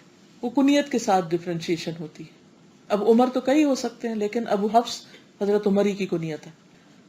ان کو ابو حفص کیوں کہا گیا؟ کیونکہ یہ بہت بہادر اور طاقتور تھے. ان کا جسم بہت ہلکا پھلکا تھا. ان کے بارے میں کہا جاتا ہے کہ وہ گھوڑے کا کان پکڑ کر اچھل کے کود کے گھوڑے پہ سوار ہو جاتے تھے بغیر کسی زین وغیرہ کے. یعنی نیچے سے جمپ لگاتے تھے اور اچھل کے گھوڑے پہ سوار ہو جاتے تھے. سوچئے کیا طاقت تھی ان کی. تو چونکہ وہ اچھلتے تھے نا تو جمپ لگانا اور ایک دم ایک جگہ سے دوسری جگہ تیزی کے ساتھ آگے بڑھنا جو ہے یہ شیر چیتے کی علامت ہوتی ہے نا. چیتے کو بھی آپ دیکھیں کہ کیسے ایک دم وار کرتا ہے. اس وجہ سے ان کی یہ کنیت رکھی گئی ابو حفص، یعنی شیر جیسے. تو اس حدیث کے راوی حضرت عمر رضی اللہ تعالیٰ عنہ، ان امیر المؤمنین ابو حفص. عمر کس کو کہتے ہیں؟ آباد ہونے کو. ویسے زندگی کے لیے بھی عمر کا لفظ استعمال ہوتا ہے. ان امیر المؤمنین عمر ابن الخطاب. خطاب کون تھے؟ ان کے والد تھے خطاب، عمر ابن الخطابی رضی اللہ عنہ، اللہ ان سے راضی ہو جائے، اللہ ان سے راضی ہو جائے. یہ دعا. قال کہا، سمعت میں نے سنا. کس سے سنا؟ رسول اللہ صلی اللہ علیہ وسلم، رسول اللہ صلی اللہ علیہ وسلم سے سنا. اب دیکھیے کہ حدیث تو بہت اہم ہے لیکن اسے روایت کرنے والے صرف حضرت عمر ہیں صحابہ میں سے. لیکن اس حدیث کے جو معانی ہیں وہ قرآن مجید میں بہت سی جگہوں پر ملتے ہیں. معانی کا مطلب کیا ہے کہ اس حدیث میں جو اخلاص نیت کی بات ہے وہ قرآن مجید کی کئی آیات سے ثابت ہے. تو اس لیے صرف حضرت عمر کا روایت کرنا اس حدیث کو کمزور نہیں کرتا کہ ہم اس کو امپورٹنس نہ دیں کہ صرف حضرت عمر ہی روایت کر رہے ہیں تو نہ بھی مانے تو کوئی بات نہیں. اس میں کون سے بے شمار صحابہ ہیں، اگرچہ اس کے بعد ہر جنریشن میں بہت لوگ راوی اس کے موجود ہیں لیکن پہلا راوی ایک ہے. قرآن مجید کی مثلاً کون سی آیات ہے آپ میں سے کوئی بتائے گا کہ جس میں اخلاص نیت کی بات ہو؟ سوچیے. یہاں آ کر پڑھنے کا فائدہ تو جب ہی ہوگا جب آپ بھی بولیں گے. ہاں بولیے، چاہے نہ بھی صحیح ہوگا تو کیا ہوا، آتا ہوگا تو آپ کا کانفیڈنس بڑھ جائے گا. چلیے میں ہی بتا دیتی ہوں. سورۃ البقرہ آیت 272، سورۃ البقرہ آیت 272 قرآن پاک میں اللہ تعالیٰ فرماتے وَمَا تُنْفِقُونَ إِلَّا ابْتِغَاءَ وَجْهِ اللَّهِ، اور تم خرچ نہیں کرتے مگر اللہ کا چہرہ طلب کرنے کے لیے، اللہ کے دیدار کے لیے خرچ کرتے ہو. یہ ہے اخلاص. اور جو شخص اللہ کی محبت رکھتا ہو اس کو اللہ کے راستے میں خرچ کرنا اس لیے مشکل نہیں لگتا کہ اس کی ایک بہت بڑی طلب ہے، تڑپ ہے، تمنا ہے. اب دیکھیے کہ دنیا میں بھی ہم اپنے عزیزوں پیاروں کو دیکھنے کے لیے کیا کیا خرچ کرتے ہیں. سارا سال لوگ کام کرتے ہیں تاکہ پاکستان جا کر یا اپنے بیک ہوم جا کر اپنے ماں باپ کا چہرہ دیکھ لیں، اپنے بہن بھائیوں کا دیکھ لیں. اور اگر زندگی میں نہیں جا سکتے تو جب کوئی فوت ہو جاتا ہے تو مرے ہوئے کا چہرہ دیکھنے کے لیے اتنی بڑی بڑی رقم خرچ کرتے ہیں اپنے خون پسینے کی کمائی. کیوں کرتے ہیں کوئی بتائے گا؟ محبت ہوتی ہے، اور اصل وجہ یہ محبت ہوتی ہے آخری دیدار کے لیے کہ اس کے بعد پھر موقع نہیں ملے گا. کہ جو چیز انسان کو اتنا بڑا مال خرچ کرنے پر تڑپا دیتی ہے کہ 10 10 سال 20 20 سال لوگ گھر نہیں جاتے، اور جب کوئی فوت ہو جاتا ہے تو اس لیے بھی جاتے ہیں، ٹھیک ہے بعض اوقات رسم دنیا بھی ہوتی، لیکن بعض لوگ بڑا جینوئنلی جاتے ہیں کہ جا کے ایک دفعہ چہرہ دیکھ لیں. یہی کہتے ہیں نا، چہرہ دیکھ لیں. کس کا چہرہ دیکھنے کو دل چاہتا ہے آپ؟ جس سے محبت ہوتی، اور جس کی جتنی زیادہ محبت ہوتی ہے اس کا چہرہ دیکھنے کی اتنی ہی تڑپ ہوتی ہے. ایک جھلک دیکھ لیں، اور جب دیکھتے ہیں تو آنکھیں ٹھنڈی ہو جاتی ہیں کہ شکر ہے دیکھ لیا، اور پھر بار بار دیکھتے ہیں، اور پھر پیار سے دیکھتے ہیں. اللہ سے کیسی محبت ہے ہماری کہ ہمیں وہ شوق ہی کوئی نہیں اس کا چہرہ دیکھنے کا. ایک دفعہ 14ویں کا چاند نکلا ہوا تھا تو نبی صلی اللہ علیہ وسلم فرمایا کیا تم اس چاند کو دیکھتے ہوئے کوئی مشکل محسوس کر رہے؟ نہیں. قیامت کے دن تم اللہ سبحانہ تعالیٰ کو بھی ایسے ہی دیکھو گے، بیچ میں کوئی بادل نہیں ہوں گے، کوئی کچھ نہیں. تو کبھی اللہ کے راستے میں مال خرچ کرنے کو دل نہ چاہے نا، تو یہ سوچ کے کریں کہ اللہ اس کے بدلے تیرا دیدار چاہتی ہوں، کسی سے کچھ نہیں چاہیے. تو نیت خالص ہو جائے گی نا. کتنی خالص ہو جائے گی؟ کوئی غرض ہی نہیں رہے گی. اچھا اس میں فائدہ کیا؟ فائدہ بھی تمہارا اپنا ہے، کیونکہ بعض اوقات ہم کسی پہ خرچ کیے جاتے ہیں وہ مڑ کے شکریہ بھی نہیں کہتے، تو پھر ہمارا دل تڑپتا ہے کہ یہ کیسے ناخلف ہے. ہر وقت ہم ہی مدد کرتے رہتے ہیں، ادھر سے تو کبھی رسپانس ہی نہیں آیا کوئی. ہمیں ان کا رسپانس نہیں چاہیے ہوتا، اور رسپانس نہ آنے کے باوجود بھی ہم بے پناہ خوش ہوتے ہیں، کیونکہ ہمارے امیجنیشن، ہمارے دل میں کچھ اور چاہت ہے، ہم کچھ اور چاہ رہے ہیں. ہم یہ نہیں چاہتے کہ وہ کوئی ہمیں آ کے شکریہ کہے، اور کوئی ہمیں ہماری تعریف کرے، اور کوئی ہماری بڑائی بیان کرے کہ بھئی اس نے تو واہ واہ اتنا خرچ کیا. یہ باتیں پھر اچھی نہیں لگتی. کوئی کرے بھی تو دل گھٹتا ہے کہ یہ کیا ہوا، اس لیے تھوڑی کیا تھا. وَمَا تُنْفِقُونَ إِلَّا ابْتِغَاءَ وَجْهِ اللَّهِ. پھر سورۃ الفتح آیت 29، اللہ سبحانہ تعالیٰ کا فرمان ہے محمد الرسول اللہ والذین معه اشداء علی الکفار رحماء بینہم تراہم رکعا سجدا یبتغون فضلا من اللہ ورضوانا. محمد اللہ کے رسول ہیں، اور وہ لوگ جو اس کے ساتھ ہیں کافروں پر سخت ہیں، یعنی صحابہ کرام، اور آپس میں نہایت رحم دل. تم انہیں اس حال میں دیکھو گے کہ رکوع کرنے والے ہیں، سجدے کرنے والے ہیں، یعنی یہ ان کی پہچان تھی کہ جب فرصت ملی نماز پہ کھڑے ہو گئے، اپنے رب کا فضل اور اس کی رضا چاہتے ہیں. یبتغون فضلا من اللہ ورضوانا. ان کی چاہت کیا ہے اس رکوع اور سجدے سے؟ کہ اللہ کی رضا اور اللہ کا فضل ملے. اللہ کا فضل چاہتے ہیں. کچھ لوگ ہیں کہ وہ کوئی کام کرتے ہیں تو کیا چاہتے ہیں کہ لوگ ان پہ مہربان ہو جائیں، لوگوں کا فضل چاہتے ہیں، لوگوں کی رضامندی چاہتے ہیں، ان کا اپروول چاہتے ہیں، وہ خوش ہیں کہ نہیں، بار بار ان کی طرف دیکھتے رہتے ہیں کہ یہ خوش ہوئے کہ نہیں مجھ سے، ان کی ایکسپیکٹیشن کے مطابق کام کیا کہ نہیں. اور کچھ ایسے ہیں جو چاہتے ہیں میرا رب راضی ہوا کہ نہیں، کوئی مجھے بتا دے میرا رب خوش ہے کہ نہیں. ان کی ساری تڑپ اس بات پر ہوتی ہے یبتغون فضلا من اللہ ورضوانا. اور اگر ان کی کوئی ضرورت ہے وہ بھی اللہ ہی سے چاہتے ہیں، اللہ کا فضل، کیونکہ جس پر اللہ کا فضل ہو جائے کیا اس کی کوئی ضرورت پوری ہونے سے رہ سکتی ہے؟ ہرگز نہیں. اور جو بندوں پہ تکیہ کیے ہوئے اور بندوں کی طرف نظر اٹھا اٹھا کے دیکھتا ہو تو بندے تو اپنی مرضی کے ہیں، وہ آپ کو کیوں چاہیں گے؟ اللہ تو آپ سے محبت کرتا ہے، اللہ نے آپ کو پیدا کیا، آپ اس کی کریشن ہے، وہ کیوں نہ آپ پر مہربانی کرے گا؟ وہ ضرور کرے گا. تو اس کو نیت کہتے ہیں کہ کوئی بھی کام، چاہے نماز روزہ ہو، چاہے صدقہ خیرات ہو، تو کرنا کیوں ہے؟ ٹھیک ہے نا. ان رسول اللہ صلی اللہ علیہ وسلم قال انک لن تنفق نفقة تبتغی بها وجه اللہ الا اجرت علیہا حتی ما تجعل فی فم امرأتک. بخاری. بے شک تو جو کچھ خرچ کرے اور اس سے تیری نیت اللہ کی رضا حاصل کرنی ہو تو تجھ کو اس کا ثواب ملے گا، یہاں تک کہ اس پر بھی جو تو اپنی بیوی کے منہ میں ڈالے. وہ لقمہ جو تم بیوی کے منہ میں ڈالتے. اچھا اب آپ دیکھیے کہ ظاہر ہے ہسبینڈ وائف کے بیچ میں محبت ہوتی ہے. نبی صلی اللہ علیہ وسلم حضرت عائشہ کے بیچ میں بہت محبت تھی. حضرت عائشہ رضی اللہ تعالی عنہا کہتی ہیں کہ میں نے پانی پیا اور پھر نبی صلی اللہ علیہ وسلم کو برتن دیا، اور آپ صلی اللہ علیہ وسلم نے بھی اسی جگہ منہ لگا کر پانی پیا جہاں میرا منہ تھا، حالانکہ میں حیض کی حالت میں تھی، اور میں نے ایک ہڈی سے گوشت کھایا اور پھر وہ نبی صلی اللہ علیہ وسلم کو دے دی۔ آپ صلی اللہ علیہ وسلم نے بھی اپنا منہ اسی جگہ پر رکھا جہاں پر میرا تھا، اور میں حالت حیض میں تھی۔ تو قدرتی بات ہے، لیکن عام طور پر ہسبینڈ وائف ایک دوسرے سے محبت کا اظہار اور ایک دوسرے کو کچھ دینے کا اور اپنا آپ قربان کرنے کا، یہ سب کچھ کیوں کرتے ہیں؟ تاکہ اس کی محبت مل جائے ہمیں۔ شوہر بیوی کو دے رہا تاکہ بیوی اس کو چاہے، بیوی شوہر کو کچھ آفر کر رہی ہے تو اس لیے تاکہ شوہر اس کا ہی دیوانہ بن جائے، اس کی چاہت والا ہو۔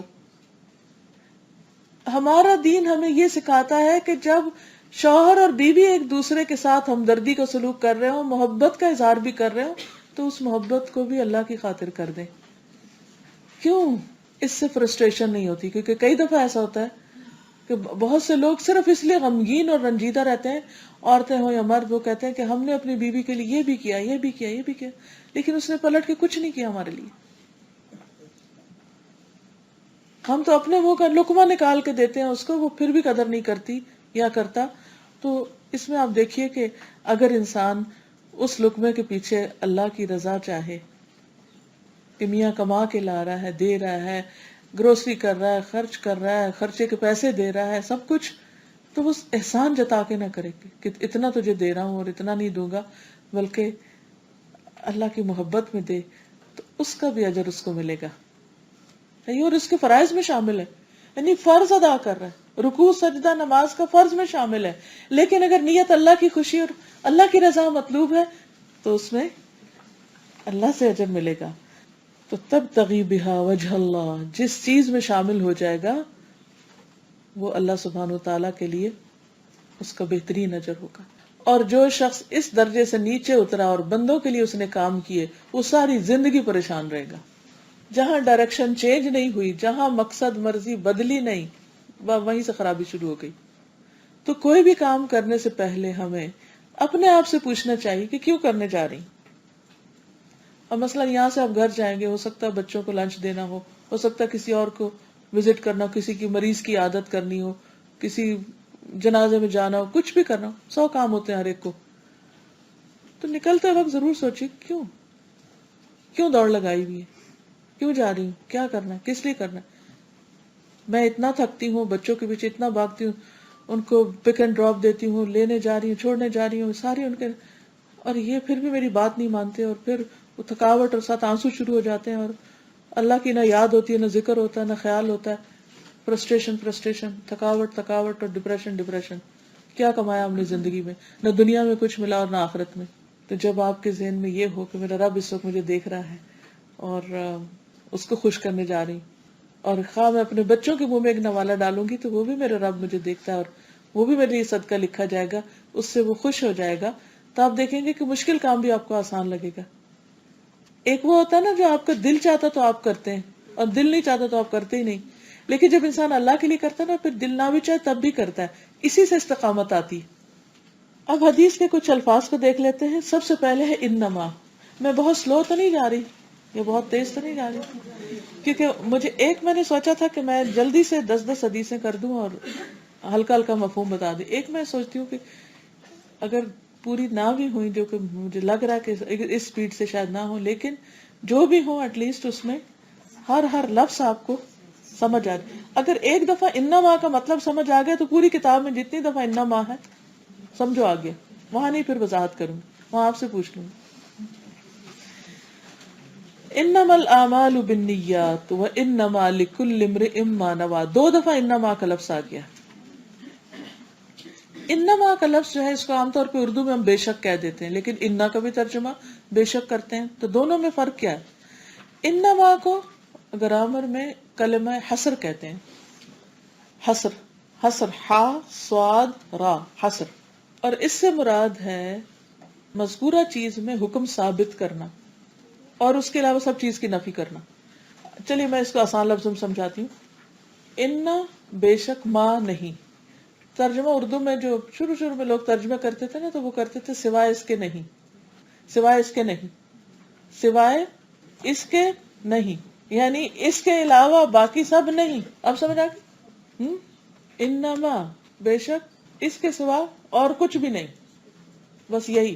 انا ہوتا ہے انڈیڈ، یس یقیناً بے شک، لیکن انما یہی اور بس یہی، اس کے سوا کچھ نہیں. اب سمجھ آ گئی؟ ایبسولوٹلی یہی. انما الاعمال بالنیات. اب مثلاً اس کو تھوڑی سی مثال سے سمجھیں کہ اگر ہم کہیں زید کھڑا ہے، زید قائم، زید کھڑا ہے، یہ بھی انداز ہے کہنے کا. لیکن اگر ہم کہیں گے انما زید قائم، بس زید کھڑا ہی ہے، اس کے سوا کچھ نہیں، دونوں میں فرق ہے. کیا فرق ہے؟ ہم نے ویسے بھی بتا دیا تھا کہ زید کھڑا ہے، لیکن جب ہم نے کہا کہ انما زید قائم، ایبسولوٹلی کھڑا ہی کھڑا ہے، کچھ اور نہیں. اس میں کتنی تاکید آ گئی نا، سوائے اس کے نہیں، بس یہی ہے، کھڑا ہی ہے، بیٹھا ہے ہی نہیں. یقین آ گیا، شدت آ گئی. تو یہ بھی ہو سکتا تھا الاعمال بالنیات، بات پوری ہو جاتی. لیکن جب کہا گیا انما الاعمال بالنیات، تو اس کا مطلب کیا؟ اس کے سوا کوئی بات ہی نہیں کہ اعمال کا دار و مدار نیت پر ہے. جیسی نیت ہوگی ویسا ہی عمل ہوگا. یعنی اس میں شدت ہے. نو ایکسپشن، نو ایگزمپشن، ایبسولوٹ ٹروتھ.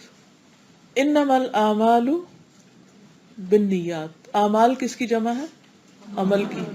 اور عمل تین طرح کے ہوتے ہیں، دل، زبان اور جسم. کچھ اعمال دل کے ہوتے ہیں، کچھ زبان کے ہوتے ہیں، اور کچھ جسم کے ہوتے ہیں. اس لیے یہاں انما العمل نہیں کہا گیا، یاد رہے گا، انما الاعمال کہا گیا. ہر طرح کے اعمال، ہر قسم کے اعمال، چاہے وہ دل کے ہوں، قلبی، جیسے ہماری جو بھی باتیں دل میں ہم کرتے ہیں، چاہے وہ اچھے گمان ہے یا برے گمان، یا ایمان ہے، تقوی ہے، یا کفر ہے، یا نفاق ہے، یا شرک ہے، یا شک ہے، یا یقین ہے، کچھ بھی، یہ بھی اعمال ہیں. دوسرے ہیں زبان کے اعمال، زبان کے اقوال، جس کو نطقی اعمال کہا جاتا ہے. تو زبان کے اعمال جو ہیں، اس میں کیا ہے؟ جو بھی ہم باتیں کرتے ہیں، چاہے اللہ کا ذکر کریں، چاہے کوئی شخص گالی دے، یہ سب زبان کے اعمال ہو گئے. پھر اس کے بعد باقی اعضاء کے اعمال، جیسے آنکھ کا کوئی عمل ہوتا ہے؟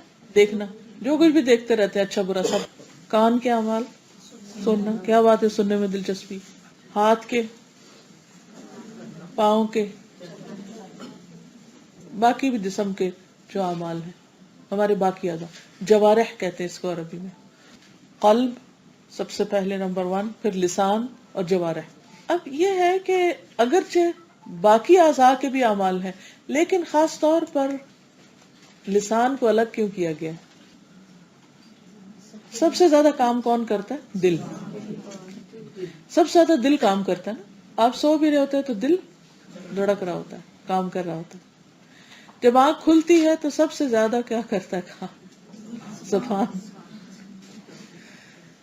سوتے ہوئے ہم آنکھ نہیں کھولتے، یعنی صبح سویرے اٹھتے ہیں تو آنکھ بند کر کے ہی الحمدللہ الذی احیانا بعد ما اماتنا والیہ النشور. کسی اور عضو کے کچھ خاص کام کرنے سے پہلے زبان بول پڑتی، الحمدللہ ذکر کرتی، اور اسی طرح باقی بھی. پھر اس کے بعد یہ کہ آنکھ کا عمل، کان کا عمل یا باقی اعضاء کے اعمال بعض اوقات ہمارے اپنے تک محدود رہتے ہیں، لیکن زبان کی جو باتیں ہیں وہ دوسروں پر بھی اثر انداز ہوتی ہیں. ٹھیک ہے نا. اور پھر باقی سارے اعضاء، ہاتھ، پاؤں وغیرہ سب شامل ہیں. تو یہ اعمال کی وضاحت ہوگی. اب آپ سے سوال کیا جا سکتا ہے اسائنمنٹ میں یا ٹیسٹ میں کہ اعمال کی قسمیں کتنی؟ کوئی بتائے گا آپ میں سے؟ 3. کون کون سی؟ قلبی، لسانی، جی اعضاء کے اعمال. آسان کر لیجئے، دل کے اعمال، زبان کے اعمال اور اعضاء کے اعمال. ٹھیک ہے. انما الاعمال بالنیات. نیات جو ہے جمع ہے نیت کی، نیتوں پر ہے. انما الاعمال بالنیات، اور نیت ارادے کو کہتے ہیں. اور نیت کس کا عمل ہے؟ دل کا عمل ہے، لیکن اعضاء کے ساتھ کنیکٹڈ ہے. جیسا دل سوچے گا ویسے ہی ہاتھ ایکشن لیں گے، آنکھ وہی دیکھے گی جو دل چاہے گا، کان وہی سنیں گے، ہم ادھر ہی اٹھ کے جائیں گے، چلیں گے. آپ یہاں بیٹھے ہیں، کیوں بیٹھے ہیں؟ کیونکہ آپ کا دل چاہتا ہے کہ آپ بیٹھیں. اگر دل تنگ آ جائے تو آپ اٹھ کے جا سکتے. تو دل جو ہے وہ اس دل کا مقام ہمارے پورے جسم میں ایسا ہے جیسے بادشاہ ہے پوری آرمی کا. تو آرمی کس طرح کام کرتی ہے؟ جیسے اس کا جرنیل اسے حکم دیتا ہے، اس کے مطابق ایکشن لیتی ہے. تو ہاتھ اسی طرح کریں گے کام جیسے ہمارا دل چاہے. ایون ہماری اسمائل، ہماری لکس، ہماری ہر چیز یہاں سے اس کو آرڈر مل رہا ہوتا ہے، دل کے تابع ہوتی ہے. پھر ہے وَإِنَّمَا لِكُلِّ امْرِئٍ. ابھی میں الفاظ کی وضاحت کر رہی ہوں، انشاءاللہ معنی کی وضاحت تھوڑی سی آگے چل کے کروں گی. وَإِنَّمَا، اور بے شک، یہ کیا ہے؟ کلمہ حصر. لِكُلِّ، واسطے ہر، امْرِئٍ، انسان کے، یعنی ہر انسان کے لیے ہے، ما نوا، جس کی وہ نیت کرتا ہے. وَإِنَّمَا لِكُلِّ امْرِئٍ ما نوا. انسان کو وہی ملے گا، عمل کا نتیجہ وہی اس کے ہاتھ آئے گا جس کی اس نے نیت کی ہوگی. دو میں سے ایک کون سی؟ یا اللہ کی رضا یا دنیا کا مطلب. جو نیت کی وہی اس نے حاصل کرنا ہے. اب آپ دیکھیے کہ بات بظاہر تو دونوں ملتی جلتی. انما الاعمال بالنیات وانما لکل امرئ ما نوى. بظاہر دیکھنے میں ایسے نہیں لگ رہا کہ اعمال کا دار و مدار نیت پر، اور انسان کو وہی ملے گا جو اس نے نیت کی. پہلے جملے کا مطلب یہ ہے کہ نیت کی ہوئی چیز کے اعتبار سے جو چاہتے ہیں وہ ملے گا. اور دوسرا یہ ہے کہ جس کے لیے نیت کی گئی، جس کے لیے عمل کیا گیا، وہی چیز حاصل ہوگی. یعنی تو نے اللہ کے لیے عمل کیا یا دنیا کے لیے کیا، آخرت کے لیے کیا یا دنیا کے لیے کیا. تو اس سے بھی پتہ چلتا ہے کہ انسان کو اپنی عادات اور عبادات میں فرق کرنا چاہیے. عادات اور عبادات. عادت کیا ہوتی ہے؟ ہیبٹ. کچھ کام ہم ہیبیچول کر رہے ہوتے ہیں، اور کچھ چیزیں ہیبیچول ہوتی ہیں مگر وہ عبادت ہوتی ہیں. مثلا کچھ لوگوں کو مسکرانے کی عادت ہوتی ہے، اچھا اخلاق ہوتا ہے، مسکراتے رہتے ہیں. ہم عام طور پہ جب تبصرہ کہتے فلاں کی عادت بہت اچھی ہے، وہ ہر وقت مسکراتا رہتا ہے عادت. لیکن اگر وہ سنت سمجھ کے مسکراتا ہے، عبادت سمجھ کے مسکراتا ہے، تو وہ اس کی ہیبٹ نہیں ہے، بلکہ وہ اس کے حق میں، ہمیں وہ عادت نظر آ رہی ہے لیکن اس کے حق میں کیا ہوگا؟ عبادت ہوگی. یس. اسی طرح مثلا ایک شخص کھانا کھاتا ہے پیٹ بھرنے کے لیے، اور دوسرا اللہ سبحانہ تعالیٰ کے حکم کے مطابق کھاتا ہے. کلو وشربو، کھاؤ اور پیو، اللہ کا حکم ہے اس لیے کھا رہا ہوں. فرق ہے. کھانا تو آپ نے خود بھی، ایک ہے آپ کا نفس حکم دے رہا ہے کھانا کھاؤ، چلو کھانا کھاؤ. اور دوسرا کیا ہے؟ اللہ تعالیٰ حکم دے رہے ہیں کھانا کھایا کرو، پانی پیا کرو، کھاؤ اور پیو، کلو وشربو. زیادہ بہتر کیا ہے؟ آپ کا نفس آپ کو حکم دے یا اللہ کا حکم سمجھ کے کھائے. پھر انورکسیا کہاں جائے گا جب اللہ کا حکم ماننا پڑا؟ یہ تو اللہ کا حکم ہے تو کرنا ہی پڑے گا.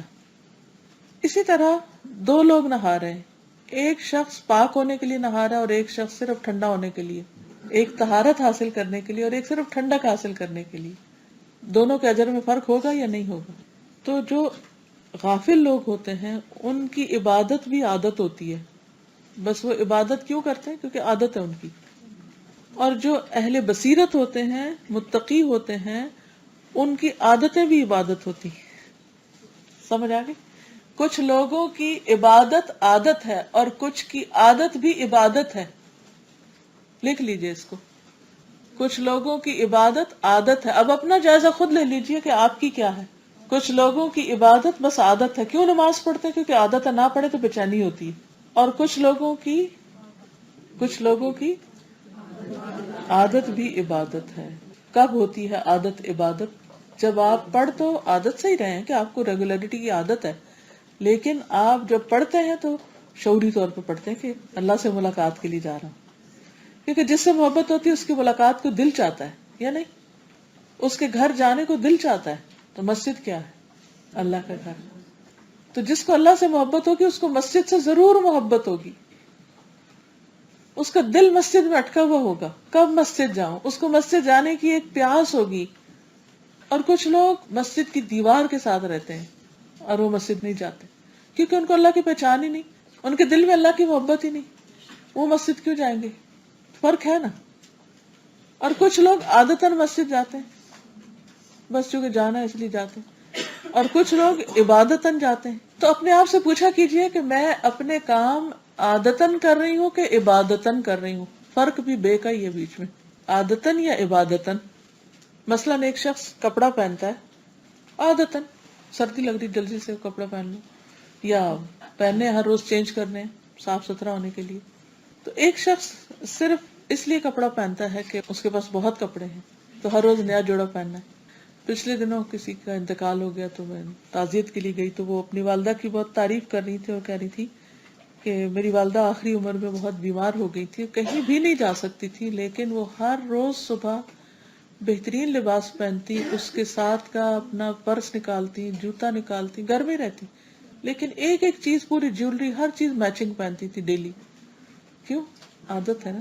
اور اس لیے بھی کہ اللہ نے دیا ہوا ہے. جس کے پاس بہت مال ہے وہ ہر طرح کی، ہر رنگ کی جیولری اس نے رکھی ہوئی ہے، ہر طرح کے شوز رکھے ہوئے، ہر طرح کے بیگ رکھے ہوئے، تو پھر اب اس نے پہننے ہیں، چاہے گھر میں پہنے چاہے کہیں بھی پہنے. تو ان اللہ جمیل یحب الجمال، اللہ خوبصورت ہے، خوبصورتی کو پسند کرتے. صاف ستھرے رہو. تو نیت کی بات ہے نا کہ اگر آپ اس لیے خوبصورتی اختیار کر رہے ہیں کہ اللہ تعالیٰ کو خوبصورتی پسند ہے، تو یہ کیا بن گیا؟ عادت یا عبادت؟ عبادت بن گئی. اور اگر آپ ماڑا موٹا یا ایسے خراب سے اس لیے پہنے کہ آپ کا تقوی ظاہر ہو، تو یہ عبادت ہو گیا. یہ تو الٹا چلان ہوگا، اس پہ دھوکہ دیا تھا لوگوں کو. متقی پرہیزگار نظر آنے کے لیے تم اس طرح کے اوٹ پٹانگ کپڑے پہن کے پھرتے تھے. یہ الگ بات ہے کہ انسان اپنی کسی خاص وجہ سے اپنی ضروریات کم کر لے، جیسے امام نووی نے اپنی ضروریات کم کی ہوئی تھی، لیکن وہ ان کی زندگی میں ایک مقصد تھا، اور ان کا مقصد ہر چیز پہ حاوی ہو گیا تھا، ان کے لباس، کھانے پینے، نیند، آرام، ہر چیز پر. اور کچھ لوگوں کے لیے وہ صرف دکھاوے کے لیے وہ سارا زہد ہوتا ہے، وہ بھی نقصان دہ، سخت خطرناک، کہ آپ لوگوں کے سامنے مسکین فقیر بن کے پھریں تاکہ لوگ آپ کو صدقہ خیرات دیتے رہیں. تو اگر ایک شخص اچھا لباس اس لیے پہنتا ہے کہ لوگ اس کے بارے میں یہ سمجھیں کہ یہ دینے والوں میں سے ہے اور یہ مسکین فقیر نہیں ہے، تو یہ بھی ایک عبادت بنے گی. پھر نیت کے اوپر ہے نا کہ آپ کیوں کر رہے ہیں. اور ایک یہ کہ آپ کے پاس سب کچھ ہے لیکن آپ ظاہر ہی نہیں کرتے کسی پہ، آپ فقیر بن کے پھرے جاتے ہیں، تو یہ بھی غلط ہے. تو پھر اصل چیز کیا ہے؟ پیچھے کیا ہے؟ نیت کیا ہے؟ ٹھیک ہے نا. تو ان دو چیزوں کو واضح کرنا ہے فرق. پھر آپ دیکھیے کہ بعض اوقات دو لوگ ایک ہی کام کر رہے ہوتے ہیں، دو لوگ نماز پڑھ رہے ہیں، آپ نہیں بتا سکتے کہ اس میں سے فرض کون پڑھ رہا ہے اور سنت کون پڑھ رہا ہے. گھر میں ہوتا ہے نا، آپ بھی نماز پڑھے، وہ بھی پڑھ رہا، بھی پڑھ، تو آپ اپنی میں لگے ہوئے، آپ کو نہیں پتا اس کی سنتیں شروع ہو گئی، یہ فرض ہے یا نفل ہے، یہ کیا ہے.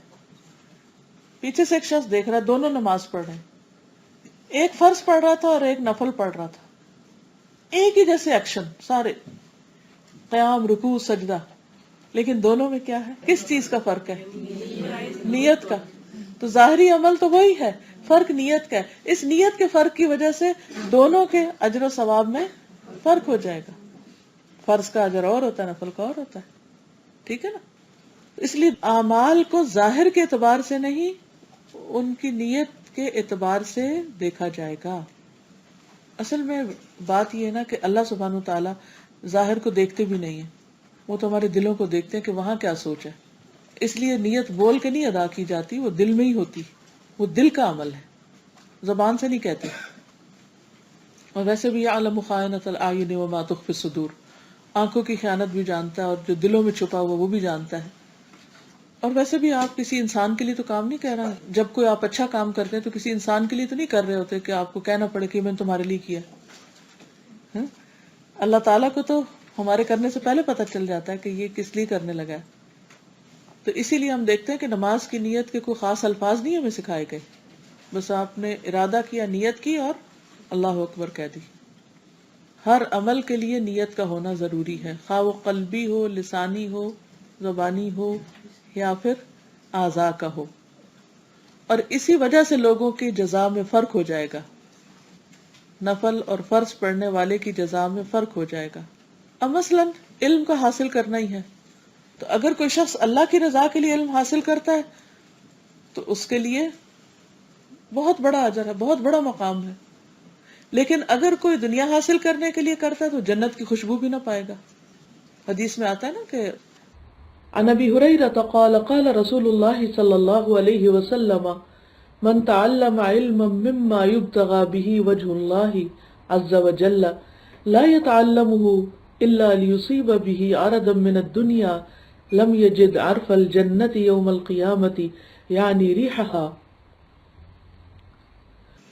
تو انما الاعمال بالنیات وانما لكل امرئ ما نوى، اور سوائے اس کے نہیں کہ ہر شخص کے لیے وہی ہے جس کی اس نے نیت کی. ہر انسان کو وہی ملے گا جس کی اس نے نیت کی، یعنی اسی پر اجر کا بہت بڑا فرق سامنے آ جائے گا. پھر یہ بھی آپ دیکھیے کہ یہاں پر دنیا کی حقارت کا ذکر ہے. اس میں کیسے؟ پہلے تو کہا نا انما الاعمال بالنیات، اور دوسرے میں کہا انما لکل امرئ ما نوى. کسی کا نام نہیں لیا گیا، اللہ کے سوا جس کے لیے بھی کی، جو بھی کی. ٹھیک ہے نا. اس کی مزید وضاحت آگے ہوگی.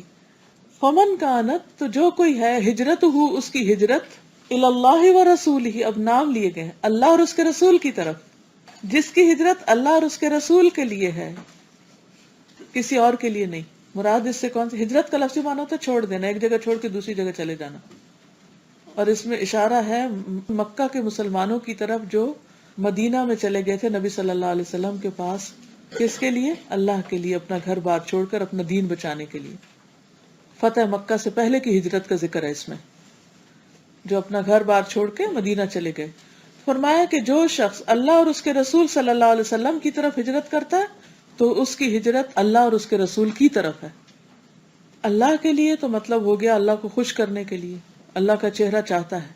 اور رسول کے لیے کیا مطلب ہے؟ رسول کی طرف یعنی رسول اللہ صلی اللہ علیہ وسلم کی مدد کرے گا، آپ کے صحابہ میں شریک ہوگا، شمار ہوگا، اور دین کی خدمت کے لیے. سمجھ آئی بات کہ نہیں آئی؟ آگے ٹیکسٹ کو دیکھیے. جس کی ہجرت فمن کانت ہجرتہ الی اللہ ورسولہ، جس کی ہجرت اللہ اور رسول کی طرف ہے. کون سی ہجرت کی طرف اشارہ ہے یہاں؟ فتح مکہ سے پہلے کی ہجرت کی طرف اشارہ ہے. فہجرتہ، تو اس کی ہجرت قبول ہو جائے گی. الی اللہ ورسولہ، اللہ اور اس کے رسول کی طرف ہجرت کی نیت سے جو اس نے کی ہوگی وہ ان کے لیے ہی کرے گا. اللہ کے لیے کرے گا، رسول کے لیے کرے گا. اللہ کے لیے کرنے کا مطلب کیا ہے؟ اللہ کی رضا کے لیے. اور رسول کی طرف ہجرت کرنے کا مطلب کیا ہے؟ آپ کے اوپر ایمان لانے کے لیے، آپ کی مدد کرنے کے لیے، آپ کا ساتھ دینے کے لیے، دین کی حمایت کے لیے، آپ کے ساتھ مل کے جہاد کرنے کے لیے، آپ کا حکم ماننے کے لیے، آپ کی صحبت میں بیٹھنے کے لیے، آپ سے علم حاصل کرنے کے لیے. اس لیے وہ گھر سے نکلا ہے. جیسے یہاں پر آپ آئے اللہ اور علم حاصل کرنے کے لیے، الی اللہ و تحصیل العلم، تو آپ یہاں آئے اللہ کو خوش کرنے کے لیے. اور مقصد آپ کا کیا تھا؟ کہ علم حاصل کریں. اور علم حاصل کرنے کا مقصد کیا تھا؟ تاکہ اللہ کو راضی کر سکے. ٹھیک ہے نا. تو آپ نے اس لیے گھر چھوڑا اور یہاں آئے. یہ بھی ہجرت ہے، یہ بھی اللہ کی خاطر ہجرت ہے. یعنی وہ اصل ہجرت تو مکہ فتح ہونے کے بعد ختم ہو گئی تھی جس کی طرف اشارہ ہے، لیکن ہجرت کا کانسیپٹ نہیں ختم ہوا. ہجرہ کا مطلب ہوتا ہے چھوڑنا. جو اپنے گھر سے نکلا اس لیے کہ جا کے ایک خاص مقصد حاصل کرے تو اس کو اس کا اجر ملے گا، یعنی اچھے ارادے کا اجر ملے گا. اس کو اس کا دنیا میں بھی فائدہ ہوگا. اب کیا فائدہ ہو؟ مثلا آج یہاں آ کر آپ کو کیا فائدہ ہوا؟ نیت کی درستگی کی طرف آپ کو دھیان زیادہ آ گیا اور کچھ کانسیپٹس اور کلیئر ہو گئے. اگرچہ بہت سی باتیں آپ کو پہلے بھی پتا ہوں گی، پتا ہوتی ہیں، ہم پھر بھولنے لگتے ہیں. اور اصل علم وہ نہیں کہ جو آپ معلومات اکٹھی کر لیں، اصل علم وہ ہے جو عمل میں آ جائے اور ہمارے اندر ایک پیوریفیکیشن کا عمل شروع ہو جائے. ٹھیک ہے. اب آپ دیکھیے اللہ کی طرف جانا.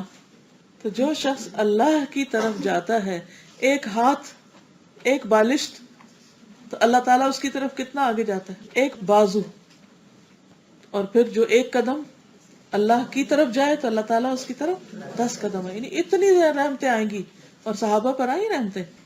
پھر اسی طرح ابھی شروع میں جو ہے نا جنت کے راستے پہ چلے، علم کے راستے پہ چلے، اللہ کے لیے آئے یہاں، تو آپ آتے جائیں گے اور اللہ کی خوشی کے لیے سب کچھ کریں گے تو انشاءاللہ اس مجلس سے وہ کچھ فیض پائیں گے کہ آپ سوچ بھی نہیں سکتے. ہو سکتا ہے دنیا میں آپ کو تھوڑا نظر آئے یا نہ نظر آئے، لیکن قیامت کے دن اگر آپ کے آج کے بعد بہت سے اعمال میں نیت درست ہو گئی تو ان کا اجر کتنا بے پناہ ہوگا. یعنی انسان کا ہر عمل اس کی نیت کے مطابق اجر پاتا ہے. کچھ اعمال کا چھوٹا سا اجر کیونکہ نیت بڑی کمزور تھی، اور کچھ کا بے پناہ 10 گنا سے لے کر 100 گنا، 700 گنا، اور اس سے بھی زیادہ، اس سے بھی زیادہ اللہ تعالیٰ اجر دیتا ہے. اب رسول اللہ کی طرف ہجرت کرنا صلی اللہ علیہ وسلم، دنیا میں تو ممکن تھا مگر اب تو وہ نہیں ہے. اگر ہم مدینہ میں جائیں تو اب کیا کریں گے؟ نہ ان کی مجلس میں بیٹھ سکتے ہیں، نہ ان کے ساتھ کہیں جا سکتے ہیں، نہ ان کے ساتھ دفن ہو سکتے ہیں. کیا کریں؟ کیسے کریں ان کی طرف ہجرت؟ کیا ہو سکتا ہے؟ ان کا زبردست اتباع، جو کچھ انہوں نے زندگی میں کیا ہم نے آج وہی کرنا ہے، کچھ اور نہیں کرنا. دائیں بائیں نہیں جانا، ہم نے بس وہی کرنا ہے جو آپ نے کیا، اس سے آگے نہیں بڑھنا. ان کے نقش قدم پہ چلنا ہے. جو ان کی زندگی کا مشن تھا وہی ہمارا ہوگا. جس طرح انہوں نے تعلیم دی تھی وہی ہم کریں گے. جو ان کی پرائرٹیز تھی وہی ہماری ہوگی. اچھا، ان دو کے بعد مقابلے میں ایک تیسری چیز کیا آئی ہے؟ ٹیکسٹ دیکھیے. وَمَنْ كَانَتْ هِجْرَتُهُ لِدُنْيَا يُصِيبُهَا، دنیا آئی اب امرأة ينكحها، یا عورت جس سے وہ نکاح کرے. ایک طرف اللہ اور رسول اور دوسری طرف ان کے مقابلے میں دنیا اور عورت.